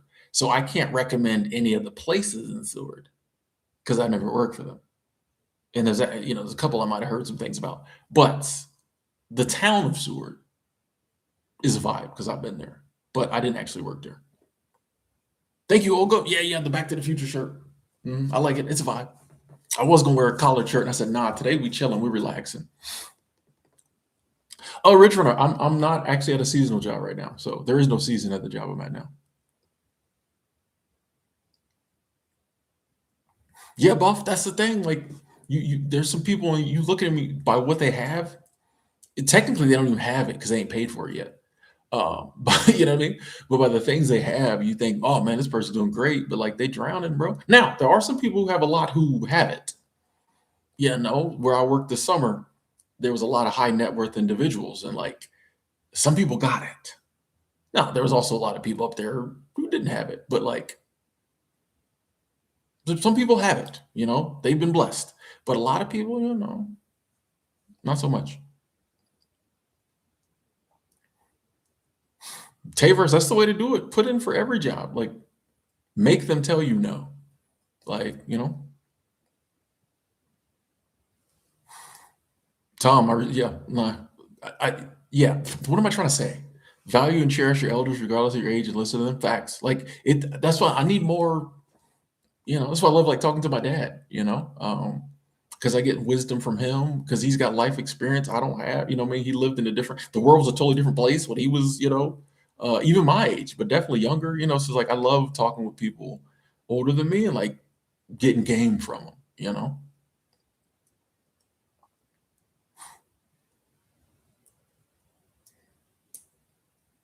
Misty, that is awesome. At 50, leaving next month. Yes, for your first work camping job at the Grand Canyon. Grand Canyon is there's energy. You know what I mean?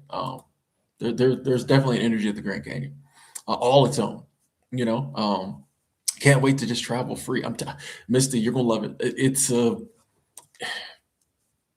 It's a hard feeling to describe. It feels as good as you think it'll feel, but when you're actually feeling it, you know what I mean? It's like, man, especially when you worked hard to get there.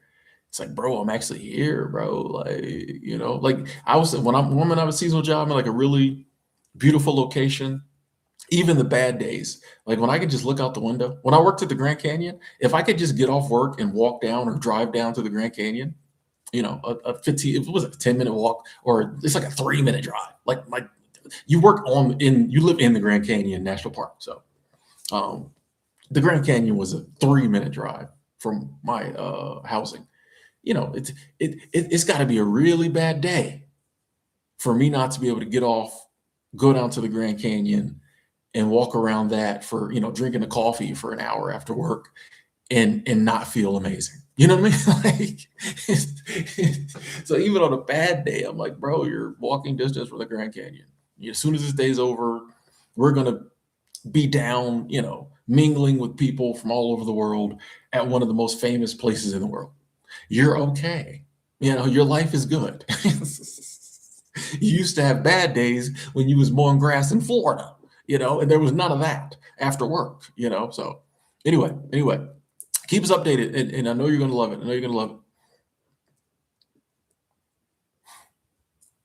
Yes, Kathy Cat, let's go. See, there's so much negative, infectious energy in the world that I think is important that when we can, we put out that positive infectious energy. Like, life's good. There's still, there's some stuff happening, but there's some good stuff happening. There's way more good going on in the world than bad. You will never be able to convince me otherwise. Now, sometimes it's big bad, but like there's also big good going on. You know how many babies are going to be born today to loving parents who are excited to have, how many loving parents are going to have their first child today, and it's going to be the best moment of their life. And that's what parents tell me. I don't know if I would find that true, but but that's what parents tell me. Maybe they just have to say that. But say it is true. You know how many people that's going to happen to today? Like, and if it truly is one of the best moments of your life, if that happens to 1,000 people today, you know how crazy that is? You know how much that outweighs some of the bad? You know what I mean? Like, I don't know. I try to look at the world that way. Thank you, Jax. Thank you, Jack. Excuse me. I don't have a favorite movie of all time because I don't like to rank things. I will say Inside Man with Denzel Washington is a really good movie. I probably watched that movie. It's like a go-to watch movie. If I don't have anything else to watch. So Inside Man with Denzel Washington is a really good movie.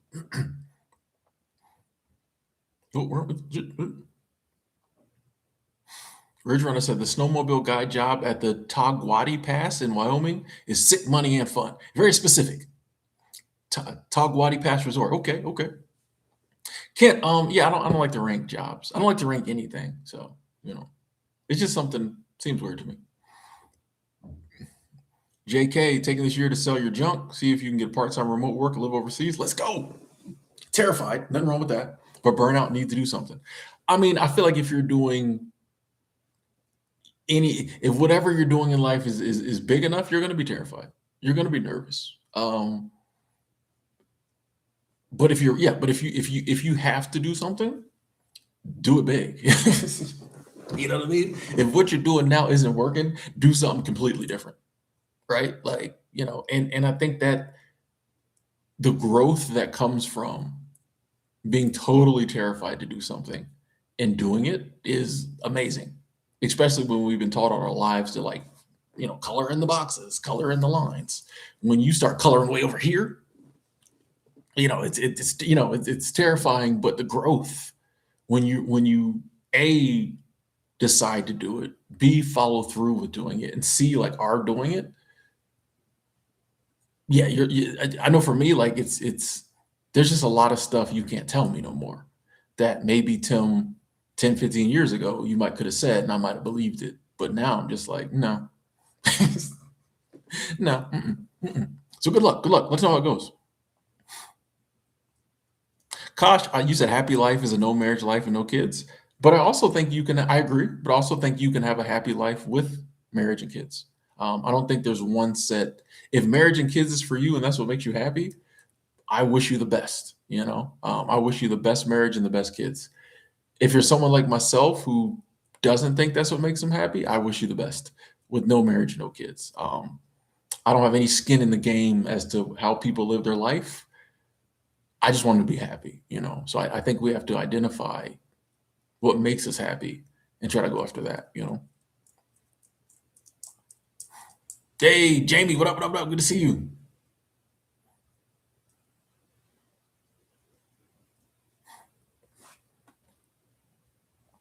My skincare routine digital. Thank you for saying I'm looking dapper. Thank you. I think honestly it's the lighting.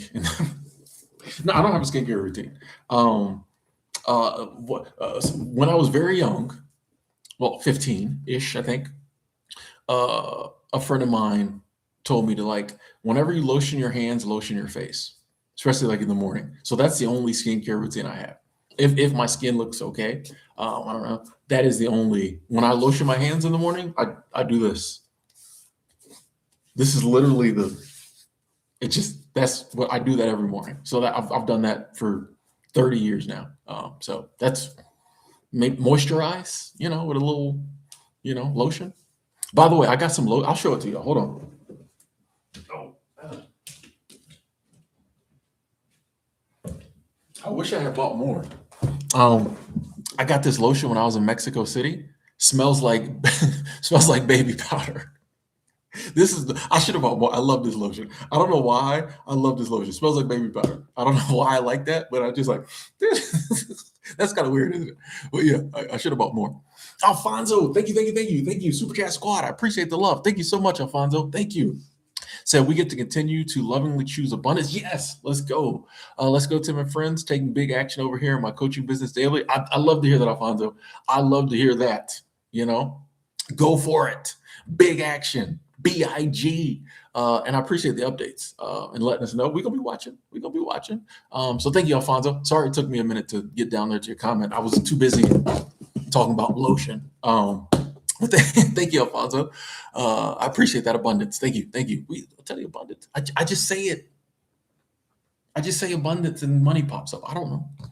Okay. Abundance? No, just to be honest. You got to enjoy life, man. You have to enjoy life. You don't have to, but it's way better. You don't have to enjoy life, but it's way better when you do.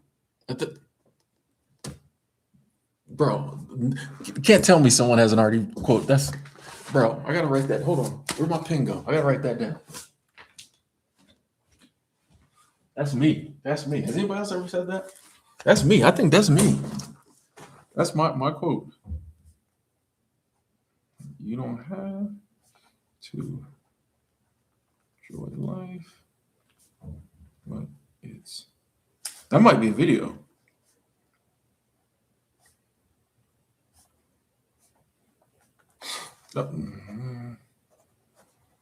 That's good. That was deep.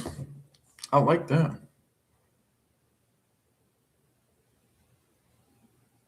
Hold on one second, folks.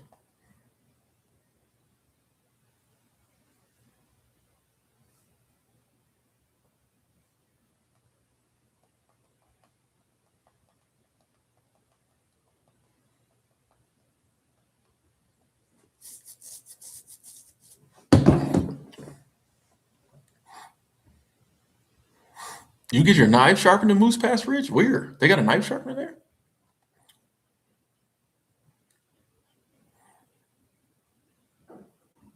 Countless. I definitely came to positivity later in life. I was a pretty negative person when I was younger. Um, I had a friend, my buddy Roosevelt, Big Ro, really helped me a lot with that because we used to work together. And I had this bad, people would always tell me, Tim, I like working with you, but when you get in the moods and the attitudes, it's annoying. Of course, I didn't listen, but he would not let me stay in a mood. I'd get an attitude, I'd get a mood, and he would just keep messing with me, and he would be laughing at me, and like he would just keep poking, like until I would start laughing. I'd come out the mood, and he just kept doing that. Over the years we worked together, he would do that, and then I just saw him go through so many things, so many things. He kept a positive attitude, and he just went with it. And like over time, that was one of the big things that affected me in that area. And I didn't even realize it. But it's just like, I started getting conditioned to like follow his example. And, then I started reading more, and, you know, I just started discovering things like Stoicism and other philosophies. And, I just got into that kind of space. And then over time, I just started realizing, I discovered Alan Watts, who's probably the philosopher I know is the philosopher I've listened to the most. I've listened to pretty much all his stuff on the internet. And just over time, I just started becoming a more positive person, because the negative didn't make me happy. So, and that's why to this day, when people are like, why are you so positive? I'm like, what's the alternative? Like, when I'm negative, it's negative. Negativity by definition is negative. So, like, why would I want to stay in that space? That's why I don't watch the news, because it's negative. So it took time, but like it's totally worth it. It took time and effort, but it's like a good effort, you know. If I get into a negative headspace and I'm like, tell bro, this ain't us. I like that. I like the fact that now, I prompt, but like even if I'm not thinking, even if I consciously am just like subconsciously, I'll stop myself and be like, this, like I literally do this all the time. Like I'll get into a little and then subconsciously I'll be like, this is what we're doing. I'll start laughing. I'll go from pissy to laughing, because like I'm like, this is what we're doing, Tim. We're mad about this. Like, really? This is all these blessings in your life, and you're sitting here worried about this, bro. I'll just start laughing at myself. And it's a really good place to be. So even if like currently you're like, man, I just feel like I'm very negative. That's a good place to be, because like you're identifying the negativity. Most people go through life just negative, you know. I didn't realize I was being negative. I just was. But like once you identify, like, ooh, I think I'm being a little negative, you're already on the path to getting more positive. And then you just stay on that path. And, like I always say, like these days, positive is my default setting. Like I'm always going to go back to that. Even if I get into a funk, and maybe, time to time we get in funks, and for a few weeks or whatever, I know I'm going to default back to positive eventually. Like that's where I'm at now. So it took some time, but it's definitely worth it, Hey, Kathy Gant, thank you. Super Chat Squad, I appreciate that. See, abundance. So thank you for brightening my day, Tim. You are welcome. You are welcome. Thank you for being part of the chat, part of the community. Your presence brightens my day. I genuinely mean that. And I appreciate that financial abundance. The pounds, okay. I didn't know you was in the UK. All right. Nice. Thank you, Kathy. I thought I had a message. Okay. Why does it say I have a message from? Oh, that's that. Okay. Where would you do picture? Oh, here.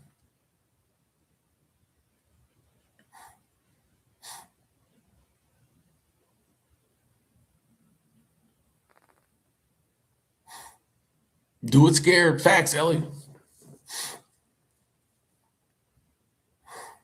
Yeah, there is so much beautiful, amazing stuff happening in the world, and we just overlook it for the a lot lesser quantity negative stuff,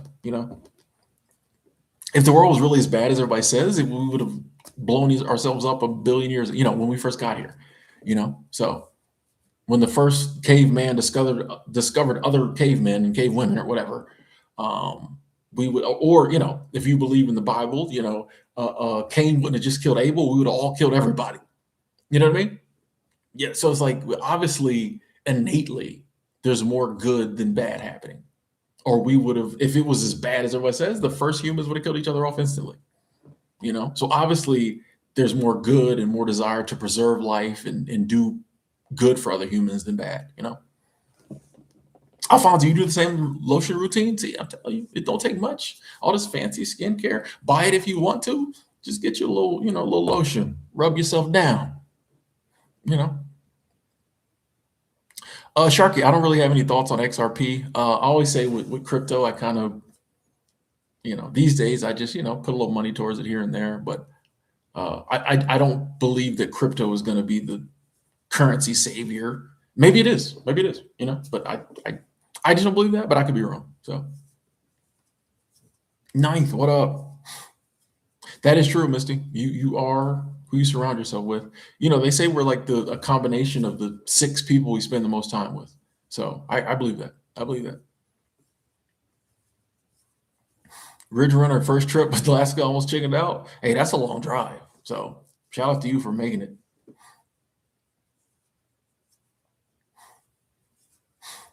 Misty, that is got to be some of the hardest things to overcome in life, especially if you've been the victim of like childhood trauma and like getting to a place where, because yeah, we naturally look at everything from a lens of like, what did I do wrong? You know, and especially those beliefs can be reinforced over time.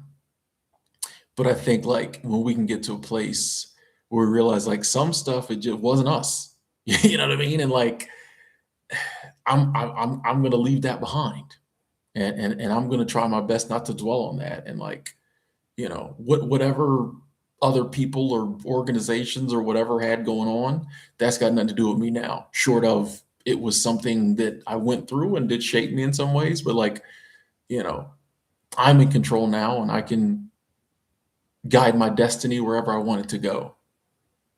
And it does. I think it takes it takes time, it takes work, but coming from that place of like, you know, I always say you can be victimized, but you don't have to forever be a victim.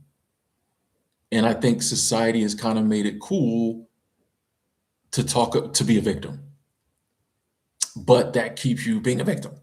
But I think we can get to a place where we can admit, like, yeah, I was victimized, as we all have been in some manner, but that doesn't mean I'm a victim, or I have to continue to be one, because that's putting the power back with that person. Like, I'm me, So shout out to you for going through those steps. Be calm, relaxed, and then meditate. I was just reading your username. Yeah, the world is what you focus. You see what you look for. It's kind of like focus. You know what I mean? Like you see what you look for. It's all there. You just see what you look at. Right now there's from here. There's stuff that I can see, but I'm focusing here. But if I want to look at the light switch over there, I can. That doesn't mean y'all go away. You know what I mean? So it's like the same in life. It's like if you just focus on that, that's what you're going to see. But if we focus on the good, that's what you're going to see. And that's going to change our outlook, because like if all I see 24/7 is good, or I should say, if 98% of what I see is good, and then there's a little 2% of bad that I have to, look at, I'm going to think the world's an amazing place, because it is. But if all you focus on is like negative, you're going to think the world's a horrible place, because there are some horrible things that happen, but that's not everything. Hey, Casey, congratulations on having the third child. Congratulations on that. Oh yeah, abundance is definitely coming your way. You know. And that's the thing with life is like sometimes certain areas of our life a little tight, maybe, then you look up 6 months and you up, but congrats on the third child,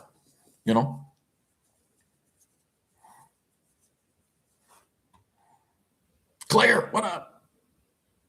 Love you too. Thank you.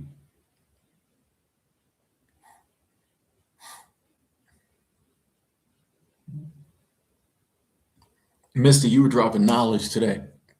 You were dropping knowledge. Yeah, you said even the things that were my choices, I came to understand I was doing my best at the time, and now I know better.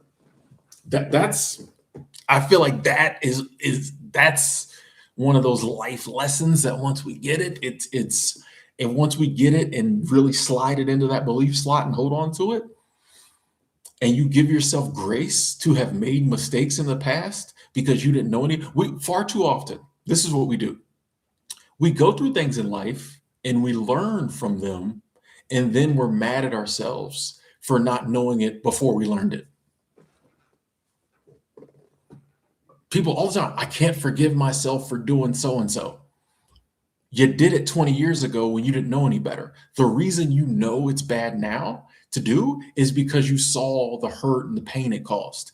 And it is a good thing that you feel bad about it. But you can't beat yourself up from 30 to 80 over something you did at 20 that you didn't know any better. You know, like we do so often. I see people, we've all done it. There's still stuff now I have to remind myself, like, Tim, you didn't know no better. But it's like, yeah, like when we didn't know any better, we did things.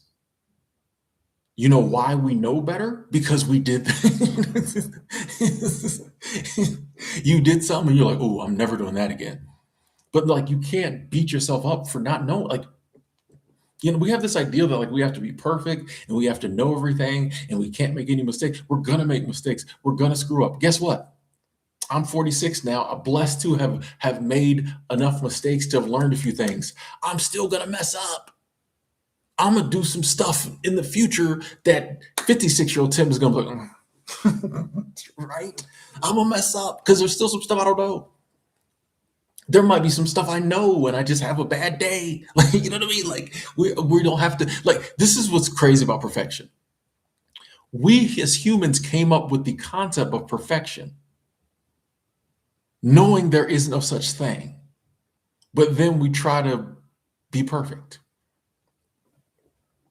We have never seen an example of perfection with, you know, with our eyes, right?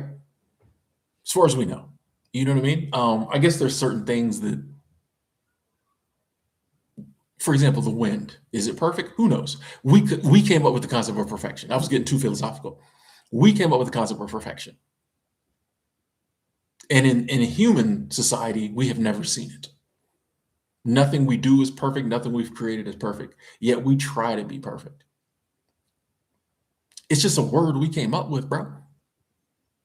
It'd be like you getting really mad that you go to the zoo and there's no unicorns. We came up with unicorns. They're not real. Of course, the San Diego Zoo ain't got one. Same with perfect. Like we came up with, it's just a word. And then we try to live, oh, I made a mistake. Okay. Bro, nobody's perfect. You're gonna make mistakes. Just don't do it no more. And if we, you know, like something. Anyway, yeah. You know, it's interesting that some of the things we do as a human, you know. But it's great when we can get to that level of understanding of like, oh, you know, anything I've done, other humans have done, you know, and if I learn from it, no matter the impact it had on other people, that is a positive I can take from that as I learn from it, you know. MH, what up? Good to see you. Facts, right? You know, we're all gonna be a victim. And here's an uncomfortable part. And to different degrees, but like we've probably all victimized somebody on some level. You know what I mean? So it's like, yeah, that's part of life. That goes back to what we were just talking about. You know, some stuff we might have done to people. We not a bad person, didn't have any intention, but we didn't know no better, or moment of weakness. We would victimize somebody. Not, you know, maybe nothing crazy, but like on some level. You know what I mean? You got to wear that hat. But also, like, yeah, sometimes it falls on us that something happens to us, and like, how do we move on from that? You know, it, you know, it doesn't make you weak or less than. Some things happen, you know, but it does not have to control how I live the rest of my life, you know.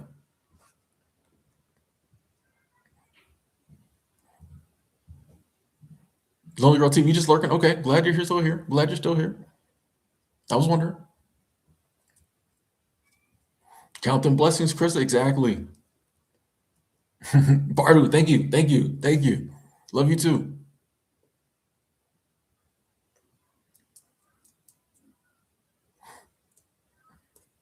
Yeah, Jeanette, you're right. Growing pains are painful, but that's how you grow.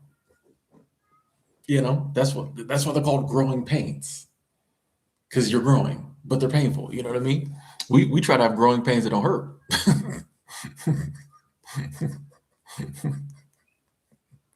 I don't know why that was so.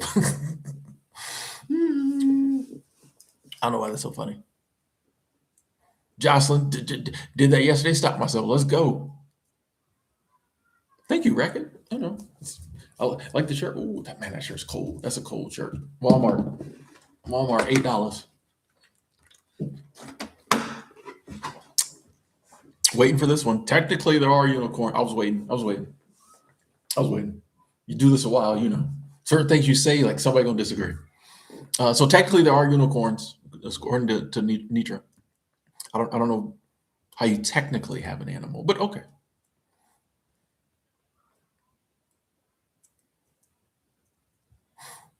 Facts, Kathy. Yeah, everything that happened to us made us who we are, and that's the way I try to look at things too. Like I genuinely like who I am, and I think I'm a decent person, and I'm happy about that. So that I'm a byproduct of like all the stuff I've been through. So like, and that's why some people are like, if you could go back and change anything, what would you change? Nothing, because I like who I am now. You know, if I had to change something, maybe I would change. You know, like I would. I don't like the fact that I've hurt people in the past, and I would love to change that. But like, then my life would be different, and theirs probably would be. You know what I mean? So it's like I wouldn't change nothing. Like I like who I am now. If I change anything, I might not be who I am. This version of Timothy Ward. So, you know, if we can get a life we love, then I think you don't have to worry as much about. You can still feel bad. Like I don't think I will ever stop feeling bad about having hurt people, but it doesn't define who I am. I've forgiven myself. I've moved on. Those people have forgiven me. I think the person I hurt worst in life messaged me a few months back and was apologizing. You know what I mean? So obviously we've both moved on from that. She was apologizing for things she did that were minuscule compared to things I did to her. And you know, we've both moved on. So, but like, yeah, it's like, you know, it's, you know, you just keep living, keep learning, you know. Yeah, Roxy, that's definitely a good mindset to have with sobriety, you know. Like, yeah, I think I know for me, like, and that's the thing too. A lot of the crazy stuff I did, I was drunk. Even when I was the situation I was just talking about, I was drunk. You know, that's not an excuse. But now that I'm sober, I can wipe the slate clean of a lot of that guilt because I don't do that no more. Now, while I was still drinking, I couldn't do that because it was like, you know, when you drink, you do this type of stuff. So if you're genuinely sorry for this type of behavior, you got to stop drinking. So now that I'm sober, a lot of that stuff, I've done the max I can do. I've apologized when I could, and I don't drink no more. There's really nothing else I can do. So I can't live my life. You know, sometimes I look back and be like, oof, but like I don't feel that guilt over it anymore because that was a different phase of life, and I've changed. I've grown, you know, and it's obvious to the world. So if anybody like, remember that time when Tim, they like, he don't even drink no more. You know what I mean? So, oh boy, let's oh, we not doing that. We're not gonna get in trouble.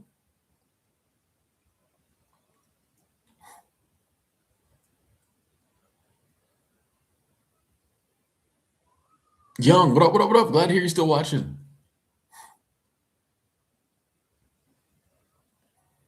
Hey, MH, you and the girlfriend booked your trip, going to New York for August. Nice, nice, nice. Have fun. Let's go.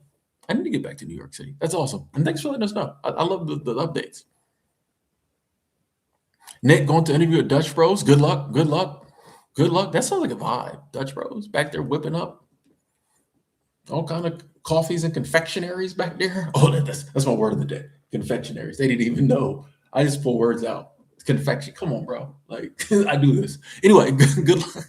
Good luck, Nick. Good luck. Let's go. Hey, Kathy. See you later. Have fun at Bible study. I appreciate you coming through. Appreciate the love, the support. Enjoy the rest of your day. Blessings to you. Thank you. Marcia, what up?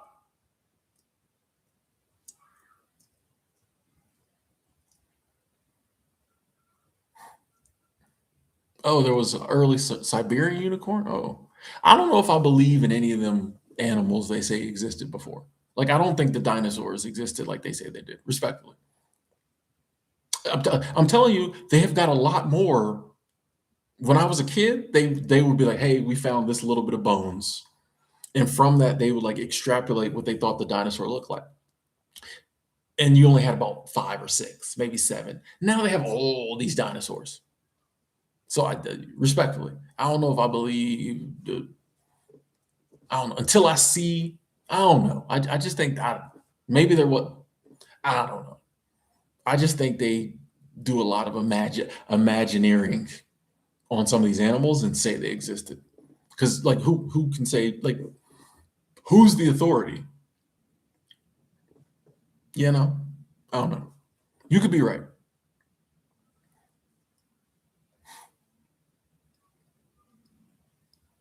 Thank you, Shay. Thank you, Shay. Said you can tell Tim is childless and unmarried. Just how he looks. Bro is aging. Bro looks healthy, aging like fine wine. I do have to say though, there are some people who are married and have kids who age like fine wine too.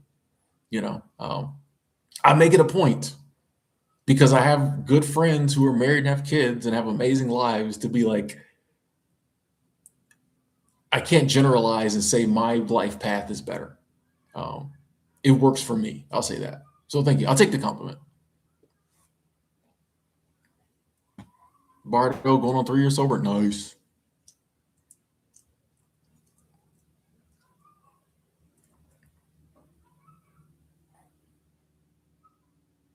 Exactly, Victory. That's what I'm saying. Like people, that's why I made this short. It's like people act like it's either or, but I'm like, actually, I think I know for me, when I switched up my lifestyle, that's when I was like able to really put money aside.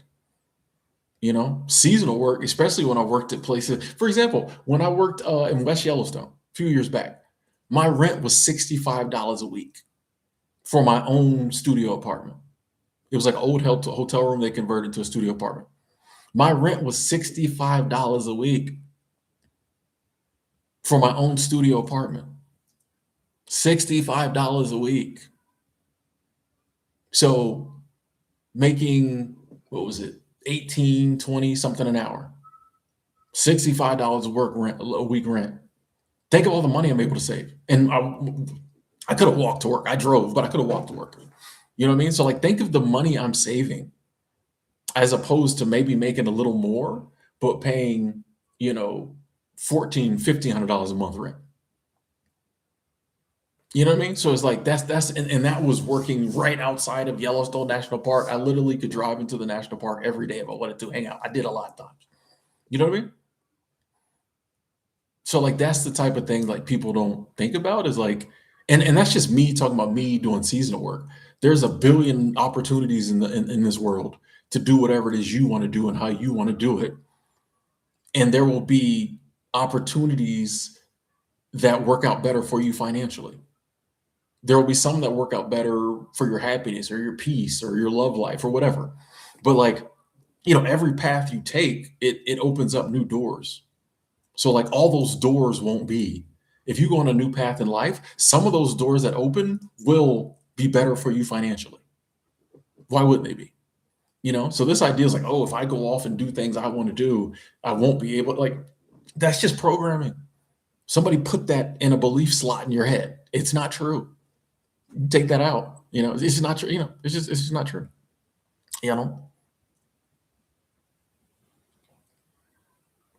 Planner, thank you. Good to see you too. Simple, first time to live stream. Welcome, welcome. Good to see you too. Welcome. Oh boy. Okay, we're getting there. I'm getting a little crazy talking in the chat. Hey, POT, that's awesome. Full-time DoorDasher. Nice. Travel the country. That's awesome. That is awesome. That's a vibe. Travel the country, DoorDashing. You just moved to Colorado. Colorado's a beautiful state. I know you enjoy it. I kind of miss not being in Colorado right now. I was in Colorado last winter. I kind of miss it. Ridge, I didn't know you was almost 70. You probably told me that before.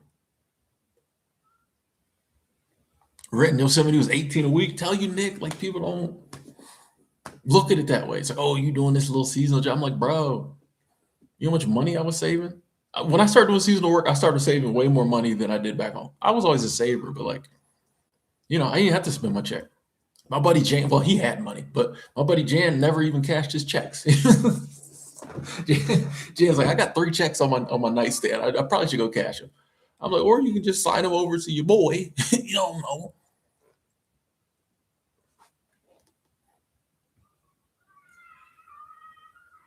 You've been to West Yellowstone, the little busking ridge? Okay. Victory. I don't know. Yeah, that's that would definitely be a generalization to say people are in other countries are humbler, friendlier, more down to earth. I don't know if I can say that, but I think it depends on the country and what part of the country you're in. I mean, because even in you go to some places in the United States and people are very down to earth and friendly and humble. Like I've been to some places where like the kindness and I've seen in those places matched anywhere I've been overseas. So you know,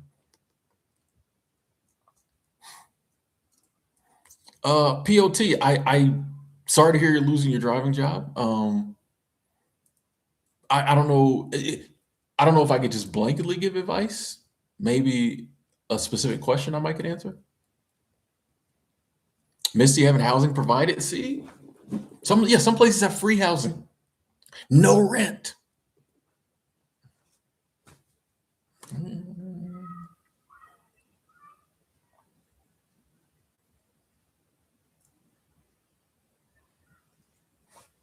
Nasty.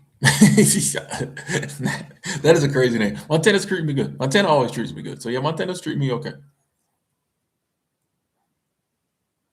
Oh, Sim, you in Turkey? Okay, okay. Did you just change your name, or is that a different person?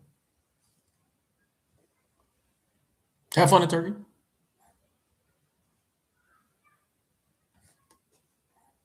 Rabia, living on your own, very liberating. It's an amazing feeling to be doing more of what you want to do in life and less of what you felt like you had to do or other people try to make you think you had to do. Very liberating.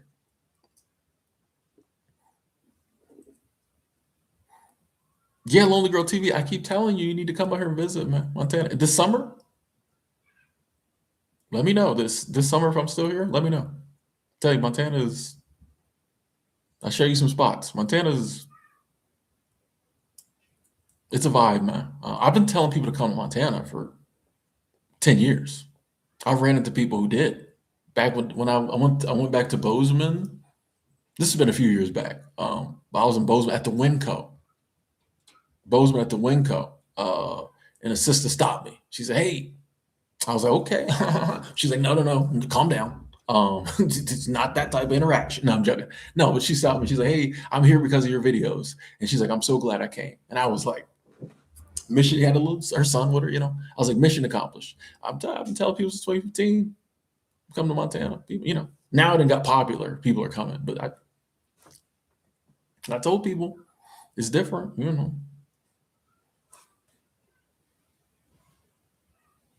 Bears. I mean, there's bears everywhere, but like, there's not. No, no. Have I even seen a bear in Montana? I probably have. I don't remember that, but I'll be all over the place. There's bears everywhere. It's fine. It's fine. You'll be okay. Are you joking? You're probably joking. You're probably joking about because people always bring up the bears. Um,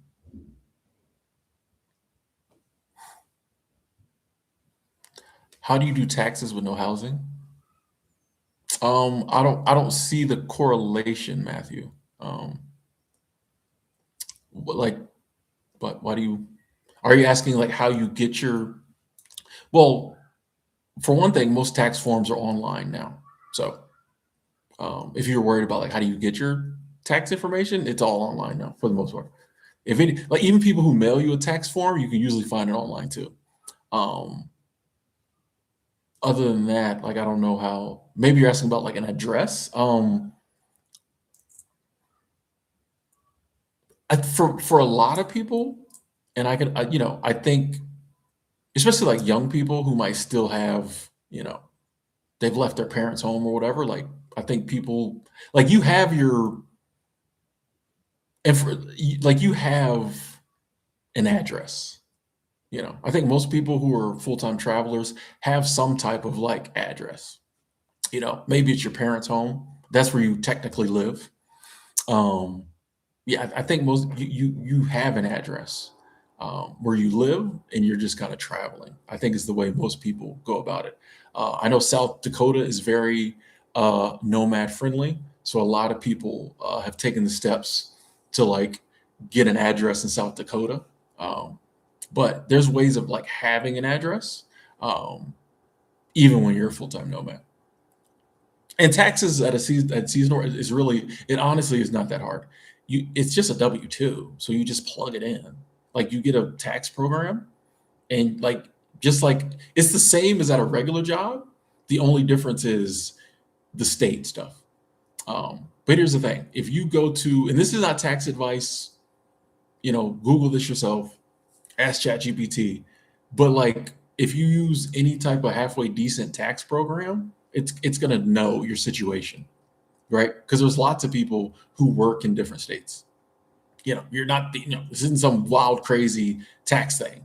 So basically, you just plug your W-2s in, and it'll ask you for that state, how do you want to file? And whatever it is there's a designation of like, I don't live in this state, but I work there. He just, yeah, it's not that hard. And maybe I have a, I think when I answer that question, I might come across a little like, "Yeah," I apologize. It's really not that hard. Yeah, just use a decent tax or take it to a tax person. Like it's really not that hard. It's just a different W-2, right? It'd be like if you lived in New York and you had 3 jobs in New York, you have to plug in 3 W-2s. If you work 2 different seasonal jobs, you have to just plug in 2 different W-2s in 2 different states. But like it's not a hard tax thing.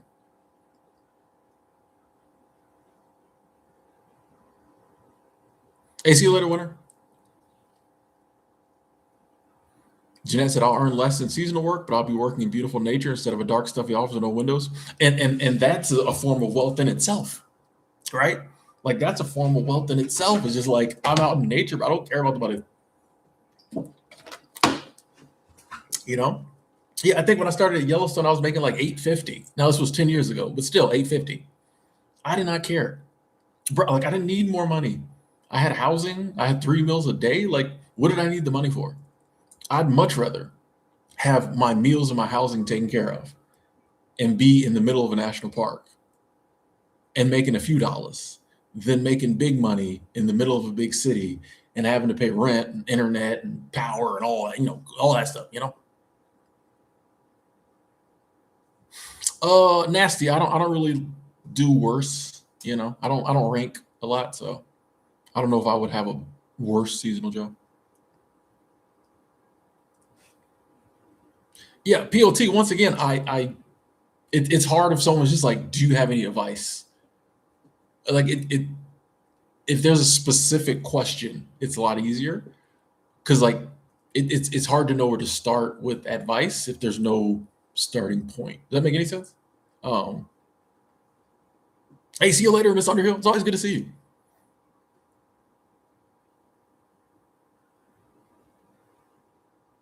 Sherman, what up? See, yeah, I noticed that. So change your name. See, I be paying attention. I see it. Oh, Missy, I know you're from Kalispell. I've been there. I've been there. I once. I've been to Kalispell once. When I was working in Glacier, we went to Kalispell for like a day trip. Yeah, it was a vibe. I want to go back. I had a friend of mine moved there. He actually called me a few years back. He had a spare bedroom. He was looking for a roommate. But I was down in Florida at the time. See, Garrett, I went to NYC when I was like 5. So yes and no. I don't count it. I need to go back. How can you make money without a 9 to 5 job? See, okay, there's a specific question. I mean, that's a hard one to answer though. Like that's like $1 million question. Like if like honestly, I don't feel like that's not an advice question. That's $1 million question. Um, there's and I think there's way more qualified people to answer that than me. The only way I've really been able to make any decent amount of money without working is YouTube. So that's the only thing I got is YouTube on that.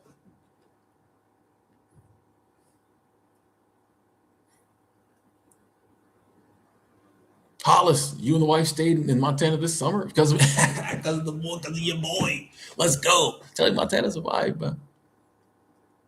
Shay going to Yellowstone this summer in Montana. Facts. You might end up in Wyoming.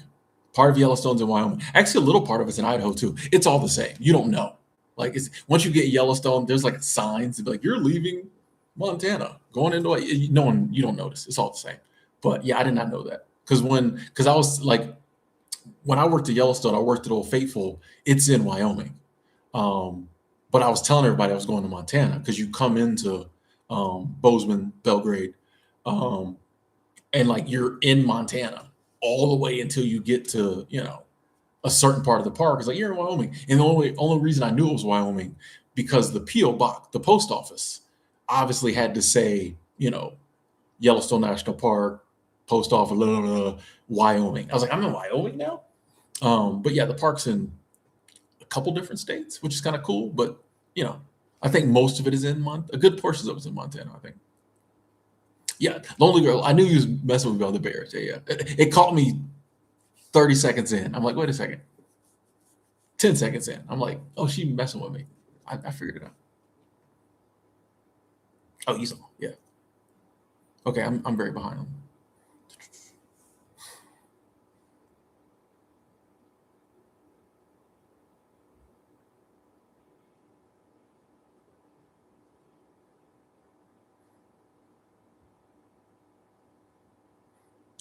POT. I look on coolworks.com for all my seasonal jobs. I know there's a lot in California, like the ski resorts and stuff like that. I use coolworks.com. Yeah, actually, let me put that in the chat for you.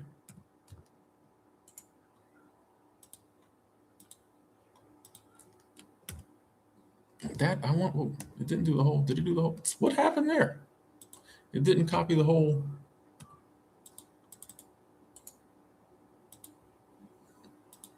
Hold on. What are we doing? There we go. I don't know what I did last time. I use coolworks.com. But I mean, they got jobs all over, So if you want to get up out of Cali, there's other places. Yeah, I recommend everyone to start a YouTube channel. You know, I content creation is not dead, or whatever platform works for you. TikTok, Instagram. Memo. Thank you. Yeah, I'm still in Montana, MH. Rapid City, South Dakota. I never have I been. I think I've been through South Dakota when I went to North Dakota, but I didn't really stop anywhere. Yeah, it is harder to find, though more places are starting to have, you know, pet friendly housing, but I think they have to be like a registered, what do they call them? Support animal or whatever, which I think is pretty easy to get that registration these days. But I have noticed, and I'll admit I'm not happy about this because I don't have the pet gene. So respectfully, uh, yeah. If I see a place and like, oh, we have pet friendly housing, I'm not working there. But I think there are more places open to that, which I think is good for the people who have pets, but I'm not working there. But I think more places are realizing the companionship that people, have with their pets, and some people aren't willing to leave them. So I think I have noticed more places being open to you bringing a pet. You found your job on Facebook groups, Misty? Oh, nice. I'm not even on Facebook, so I didn't know that. Jay Morocco, what up? Thank you, Gio. Thank you. Oh, Misty, you're taking your dog. Oh, nice, nice. Like I said, I get it for the people who that's their thing. You know. Yeah.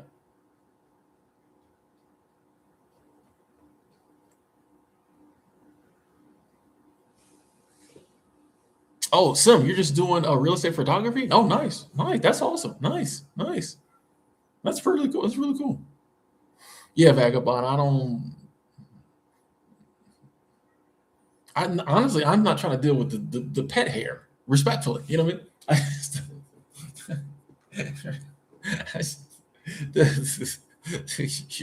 There's so much that which is that I'm not down in pet owners. Do what you do. There's just so much about it. Same with kids. I'm not down in parents. It's just it ain't. There's a lot of with it. I don't. There's a lot of stuff about my lifestyle people ain't trying to deal with.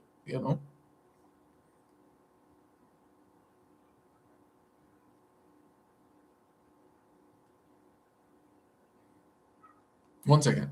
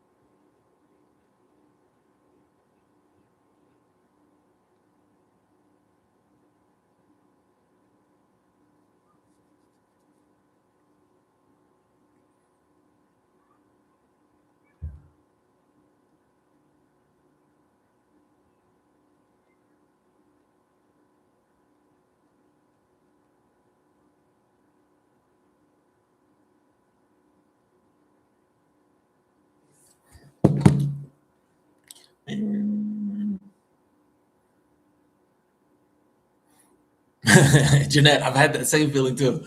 Like a kid in the candy store on Cool Works, bro. So many jobs, so many jobs, and so many cool places, and some I never heard of. Ozzy, at 30, got your dream job being a skateboarding surfing instructor. Nice, nice, nice. Now I enjoy my life every day, rather than clock into a 9 to 5. By the way, that sounds like an amazing job. Skateboard surfing instructor. That sounds like a vibe, bro. But once again, there are ways to make money that you enjoy and that you love. Like, but you had to put in the work to find that job. So that's awesome. That is awesome. Enjoy. And just I know you're going to, but enjoy, enjoy. I'm not on Facebook, Jeanette, because when I had a Facebook, I was never on there. Like I just don't care enough. And then I deleted it. And when I tried to open a new one, because I wanted to join some Facebook groups, they wanted all kinds of verification that it was me. I was like, I ain't doing this. So yeah, I just don't. I only have Instagram. I get on Instagram twice a week, 3 times a week, maybe, for a few minutes, just to see like some of my really good friends what they're posting and my women's sports. Like my Instagram feed is all women's sports. And occasionally, one of my friends will post something, but I just don't care. Yeah, I don't care. Like Facebook, I'm on the energy on TikTok is weird. That's why I'm not on there. Like I don't know.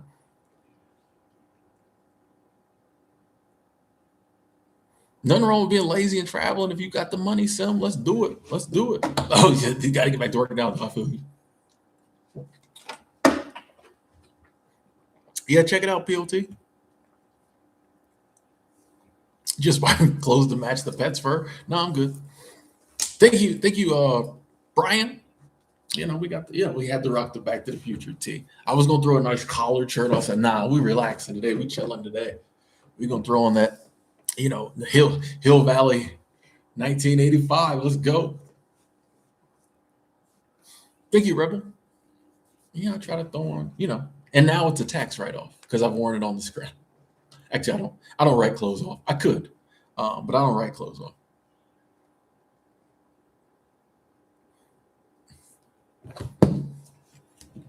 Which reminds me, when? Yeah, yeah. About that time. About that time. Have to write that check.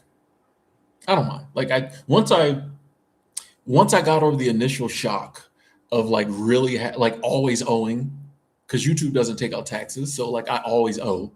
Once I got over that shock, and then once I got over the shock of how much I owed some years, um,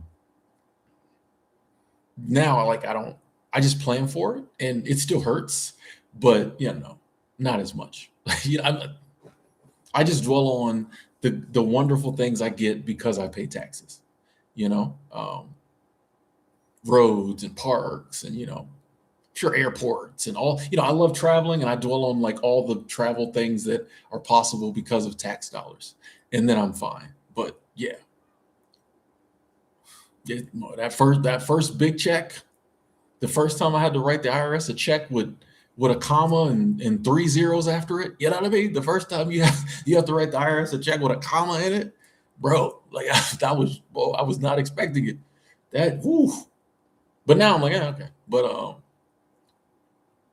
First time you got to send the IRS thousands of dollars and you're not expecting it, son. Um, that hurt.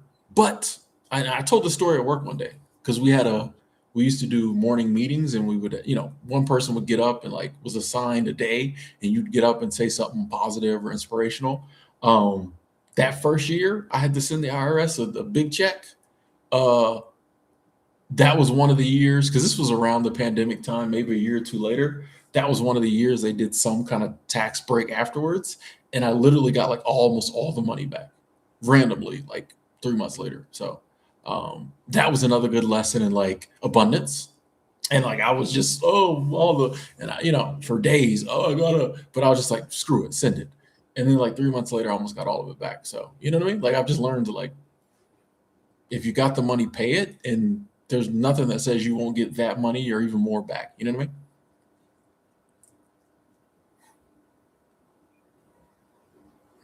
Yeah, and that's what you have to do, Mister. You just put money away each check, and honestly, it helps you to become a better saver when you know, like, oh, they gonna want this. They gonna be coming for this money.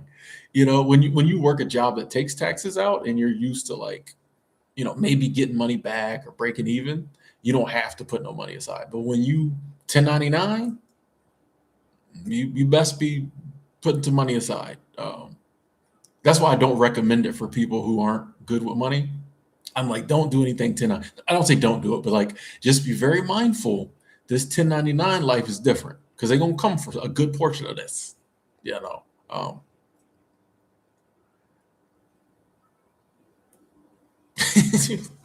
the old ear pod in, pretend you're listening.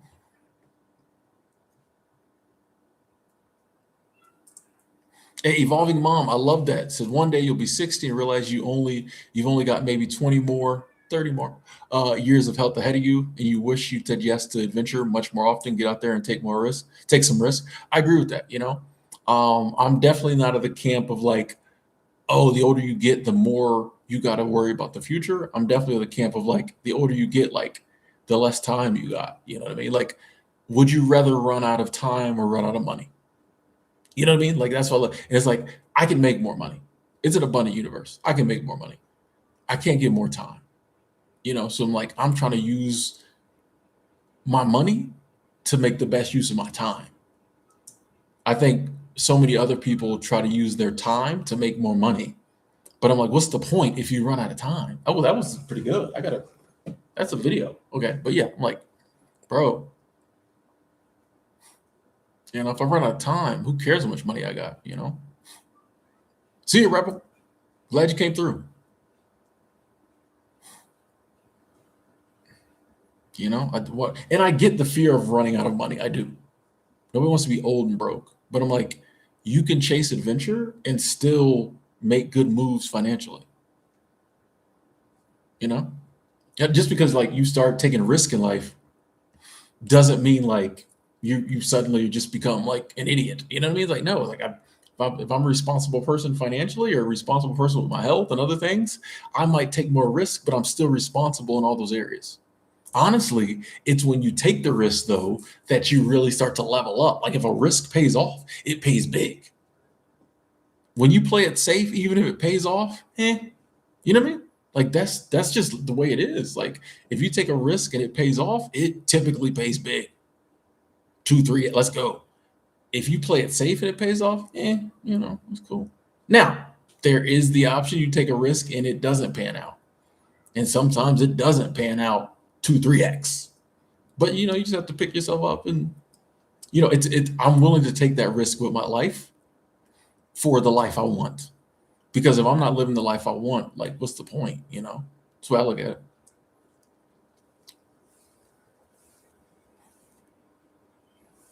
Wow, dang, I didn't know that, Misty. Homeless at 45 during the pandemic still survived. Let's do it.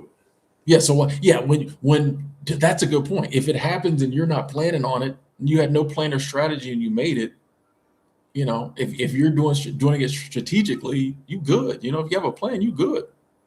Got smoke. What up? What up? What up? What up? We still here. We still here. Different channel, different name. We still here.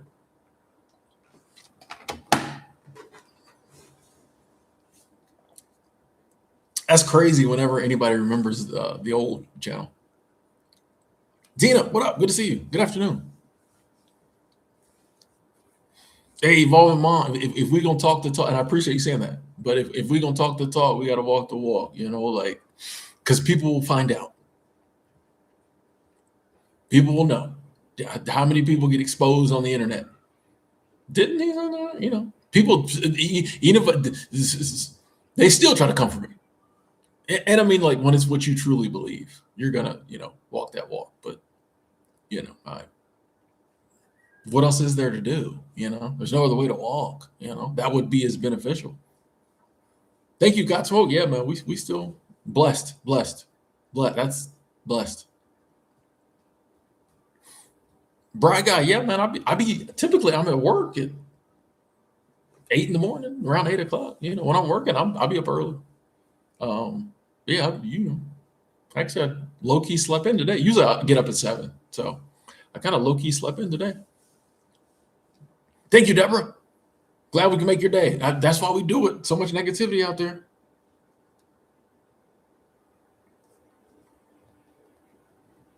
Hang on one second. Sorry.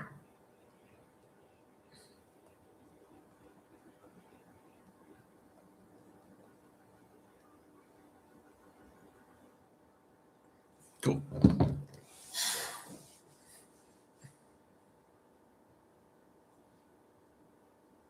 Yeah, I like to live stream in the evening because I feel like more people join in. But like we got a good crowd today, and I like to occasionally live stream at these times because I think there's some people. I mean, there's been at least like 5 or more people who've been like, "Oh, I hadn't caught you in a while," So I like to switch the times up when I can.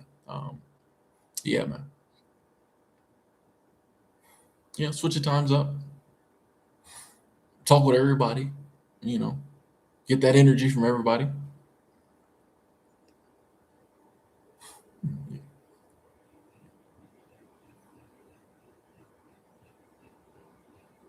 Glad you like that video, Sil.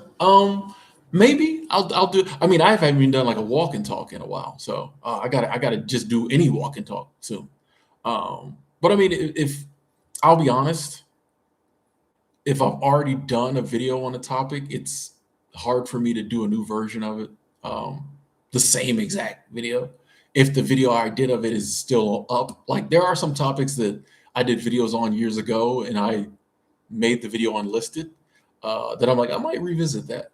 But yeah, that video is still up. It still does okay. So it might be a while before I make a video on exactly that topic, that title. But maybe something similar. But yeah, I can't wait. I mean, the weather's actually been good here. Um, Actually, this afternoon, if I get a chance, I might try to go out and do a video. I don't know. But um, yeah, you'll notice that the wintertime, the walk and talks lessen just because of the weather. But I can't wait this summer to be out there. I'm excited for spring and summer. Like even though it's months away, I'm excited. So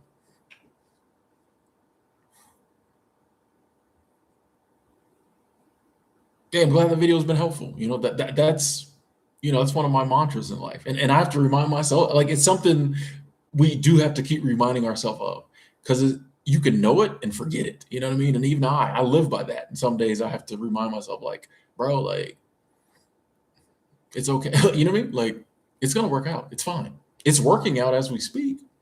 You know, some things take a little longer to work out. Some things don't work out quite the way we envision the best way them working out would be. But like it all works out. Like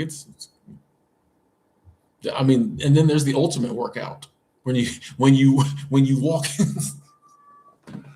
when you work your way up out of here permanently. You know what I mean? So like it's all good. It's all good. Haley, how you doing? Any idea how to make a couple dollars at home? My big one is like selling stuff you got around the house you don't use no more. You know, I think another good one is buying stuff cheap and reselling it. What like is there any area something about where you can find deals and then resell them on the internet?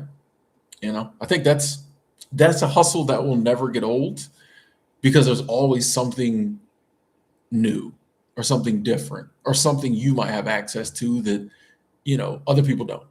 You can go into Walmart in the clearance section and find stuff that you could sell. You can go to Walmart and find stuff not in the clearance section to sell to people who just don't have a Walmart. You know what I mean? Like there's always something that you could find, I think, that you could resell. I used to go in Dollar Tree and buy the dollar Spider-Man puzzles. And there's a couple other ones, but I think Spider-Man did the best. And I would sell them for $5. I paid $1 whatever for it, and I would sell it for $5, and it was, and then like $3 ship, whatever. I put whatever the shipping was, I charged. So, you know, the parents were getting a puzzle for $8, and I was making, you know, $3.80, you know, whatever. Like it was something like that. I was making, let's say I was making $3 you know, puzzle. Not a huge hustle, but you know, just to go to the store, buy some puzzles, and like drop them off at the post office. Yeah, I don't know. You know what I mean? But like, there's always little hustles like that. But reselling, I think, is one that you, if you can figure some stuff out, I think there's always potential there to make some money. Custom paints are hot right now. Okay, okay, I didn't know that. Interesting, interesting. Jeanette, I don't really do either. Um, when I go to other countries, I mean, I don't mind going to. I don't think I've ever been to a museum in another country. I mean, I wouldn't mind it if it was a museum I really want to go to, but I don't really hang and vibe with the. This is what I do. I go to like beaches. If there's a beach, I might walk around the beach, and I try to find parks. I try to find water.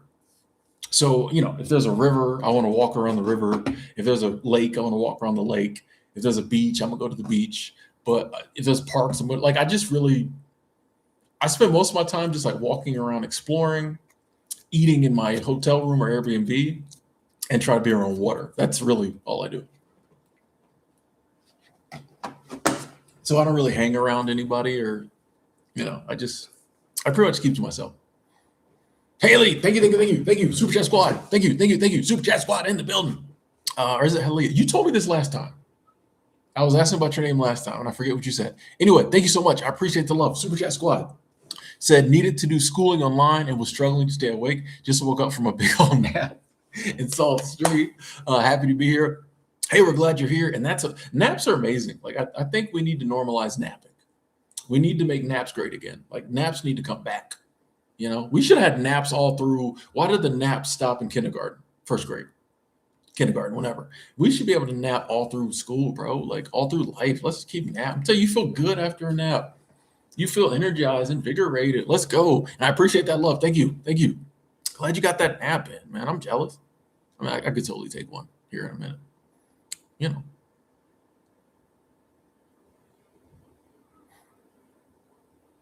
DBB, appreciate you saying that.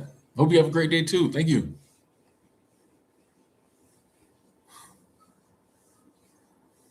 Yeah, MH, if you can find, it is Haley. Okay, we probably had the same discussion last time. Okay, yeah, if you can find, and I think the only problem with like Goodwill in some places is like you have to have a good Goodwill. You know, if you have good thrift stores or good Goodwills, you can make some money. I think there's a lot of places where I know I've been lots of places where the Goodwill was charging more than the store almost. You know, but I think there's always something that you can find a way, whether you buy it online or you know you buy it in person, where you can get some deals and resell them. I've never house set, Jeanette, because a lot of them come with having to pet sit as well, and I'm not trying to do that. So I have never house set, but I do need to look into it again. That'd be a T-shirt. Normalize naps. Let's go, or like some pajamas. Yeah, naps keep the mind fresh. Exactly.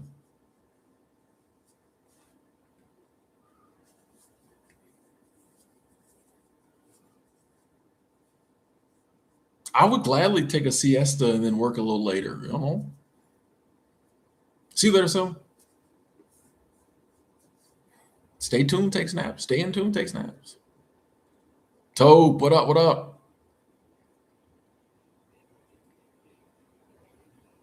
Hey, see you later, Angela. Enjoy Benson. I don't know where that is. Sounds rough. I'm joking. I'm messing with you, Angela. Y'all pray for Angela. She's in Benson. No, it's probably great. It's probably really. Doesn't it sound rough though? Doesn't Benson sound like a rough town? So, oh man, he's from Benson. Ooh, I'm messing with Angela. I don't know. I'm just messing with Angela. Mhm. James, when I was a younger man, and I dated more, uh, most of the women I was dating or hanging out with had kids who watched SpongeBob at the time. It was very popular. So I've watched more SpongeBob than I care to ever have watched. Um, yes. So I have watched SpongeBob in an effort to be a good boyfriend friend, but I not really a show I care for. Yeah, I just never got it, you know. But the kids liked it, so I had to sit there, until the kids went to sleep. I had to sit there and watch SpongeBob, or I'm like, you ain't got two TVs? No, I'm joking. I'm joking. I'm joking. But yeah, I've watched way more SpongeBob than I would ever care to watch. But you do what you have to. Am I right, fellas? I'm joking. I'm sure there's lots of women. Women do the same thing. They sit and watch stuff that they're like, bro, I do not care, but he wants to watch it. So we've all been there. That's one of the highlights of being single. I can watch whatever I want. Like I said, I got way too many sports to watch to be dating right now. She's not gonna want to watch softball, gymnastics, basketball. Not to mention I got my gaming streamers to watch, my reaction channels. I don't have time. No, it would be nice to like have a show, someone to watch a show with. Like we had our show. Like one of my girlfriends in the past, we used to when Spartacus that show first came out, we used to watch that together. I turned her on to that show and she really liked it. But every now and then she would watch an episode without because I only went there on the weekends. I love long distance relationships. So she lived like an hour away. So I would take the Greyhound to go see her. Um, on like Friday because she would have drove, but I was like, you don't need to. I didn't have a car at the time, and I'm like, you don't need to drive 2 hours Friday afternoon. Like, I'll just take the Greyhound. Um, so I take the Greyhound up there Friday afternoon, and then I take it back Sunday evening.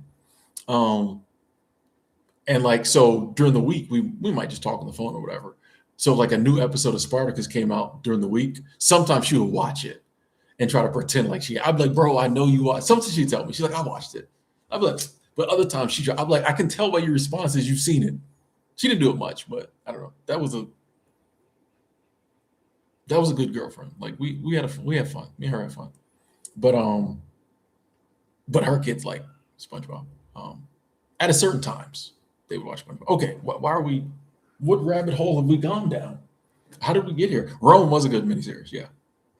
I've been watching people react to Rome, the miniseries. There's not a lot of people doing it, but that was a good miniseries.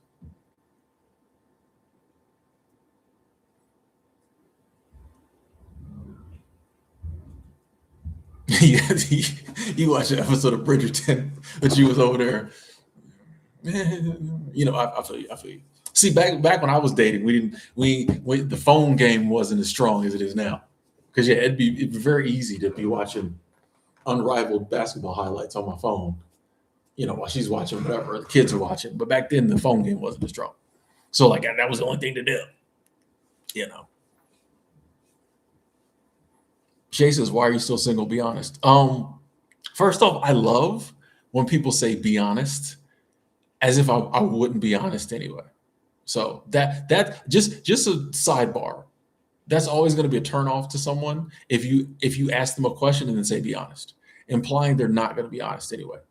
So that's A. B, like, I don't know. You know what I mean? I just haven't found the person to date. Now, I'll be honest. It could be me.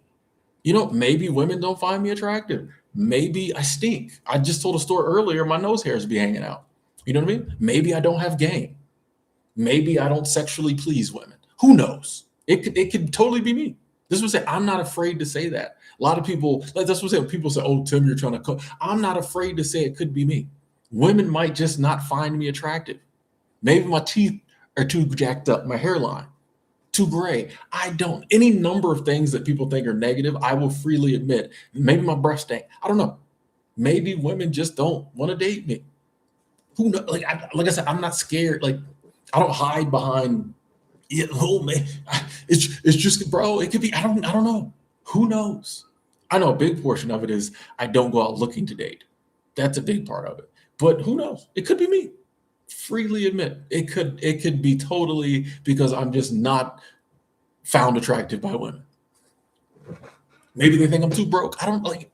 That's what I'm saying. Like, you can't play this game with me because I don't care. You got to find someone with the frail ego who's like, "Ooh, I don't care, bro. Let's talk about it. Name something. Name something. That could be it."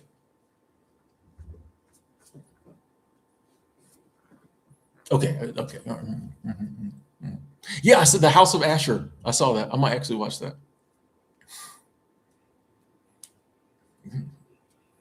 I don't. People think like I'm gonna sit up here and squirm, and you know why? And I'll tell you why it's easy to just be honest. Because I love my life, right? Like, if you genuinely enjoy your life and you love your life, or you're working towards that level, and you're starting to see the abundance and how amazing life is, and you're starting to see the prosperity, like, you're not, like, you know what I mean? Like, you don't have to sit and, bro, you know what I mean? So what? So if you love your life, whatever things might not be in your life, it's not a big deal. Like for people who are always like, oh, I need this in my life to love my life. I need this in my life or whatever. To them, it's a big deal if they don't have those things. And then they're very worried about why I don't have them. If you need a partner to validate who you are and you don't feel whatever whole, then you're very worried about why you don't have one. But like, if you genuinely love your life and you see other things as like, oh, it would make my life better, you know what I mean? And I can see where certain areas of my life would be better with that, but my life is still good without it. Then you know, it's like right now I don't have a car. I have my reasons for not having a car. I do realize that, like, if I was to go down there to the Toyota dealership and buy one, there would be areas where my life would improve. I wouldn't have to walk as much in bad weather, for one. Um, but I'm fine not having one because that's not really, like, I don't, I'm fine walking in bad weather. Well, in the moment, I'm like, I'm getting a car. But then you know what I mean? So it's like, I don't know.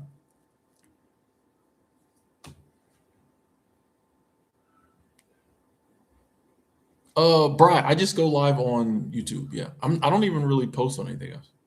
Shay, okay. If that was your motivation, I apologize. If I went off, I apologize.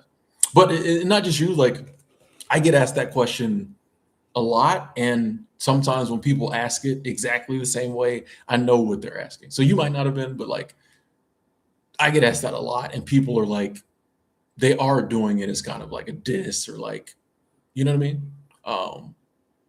So that's why I answered in that manner, because and I do get poked when someone's like, be honest, because like, I'm always honest. Like, I don't, why would I waste my time lying? So respectfully. Hey, see you later, Missy. Appreciate you coming through. Glad you enjoyed yourself. Thank you. CM's checking in, which actually, I'm gonna jump off right now too.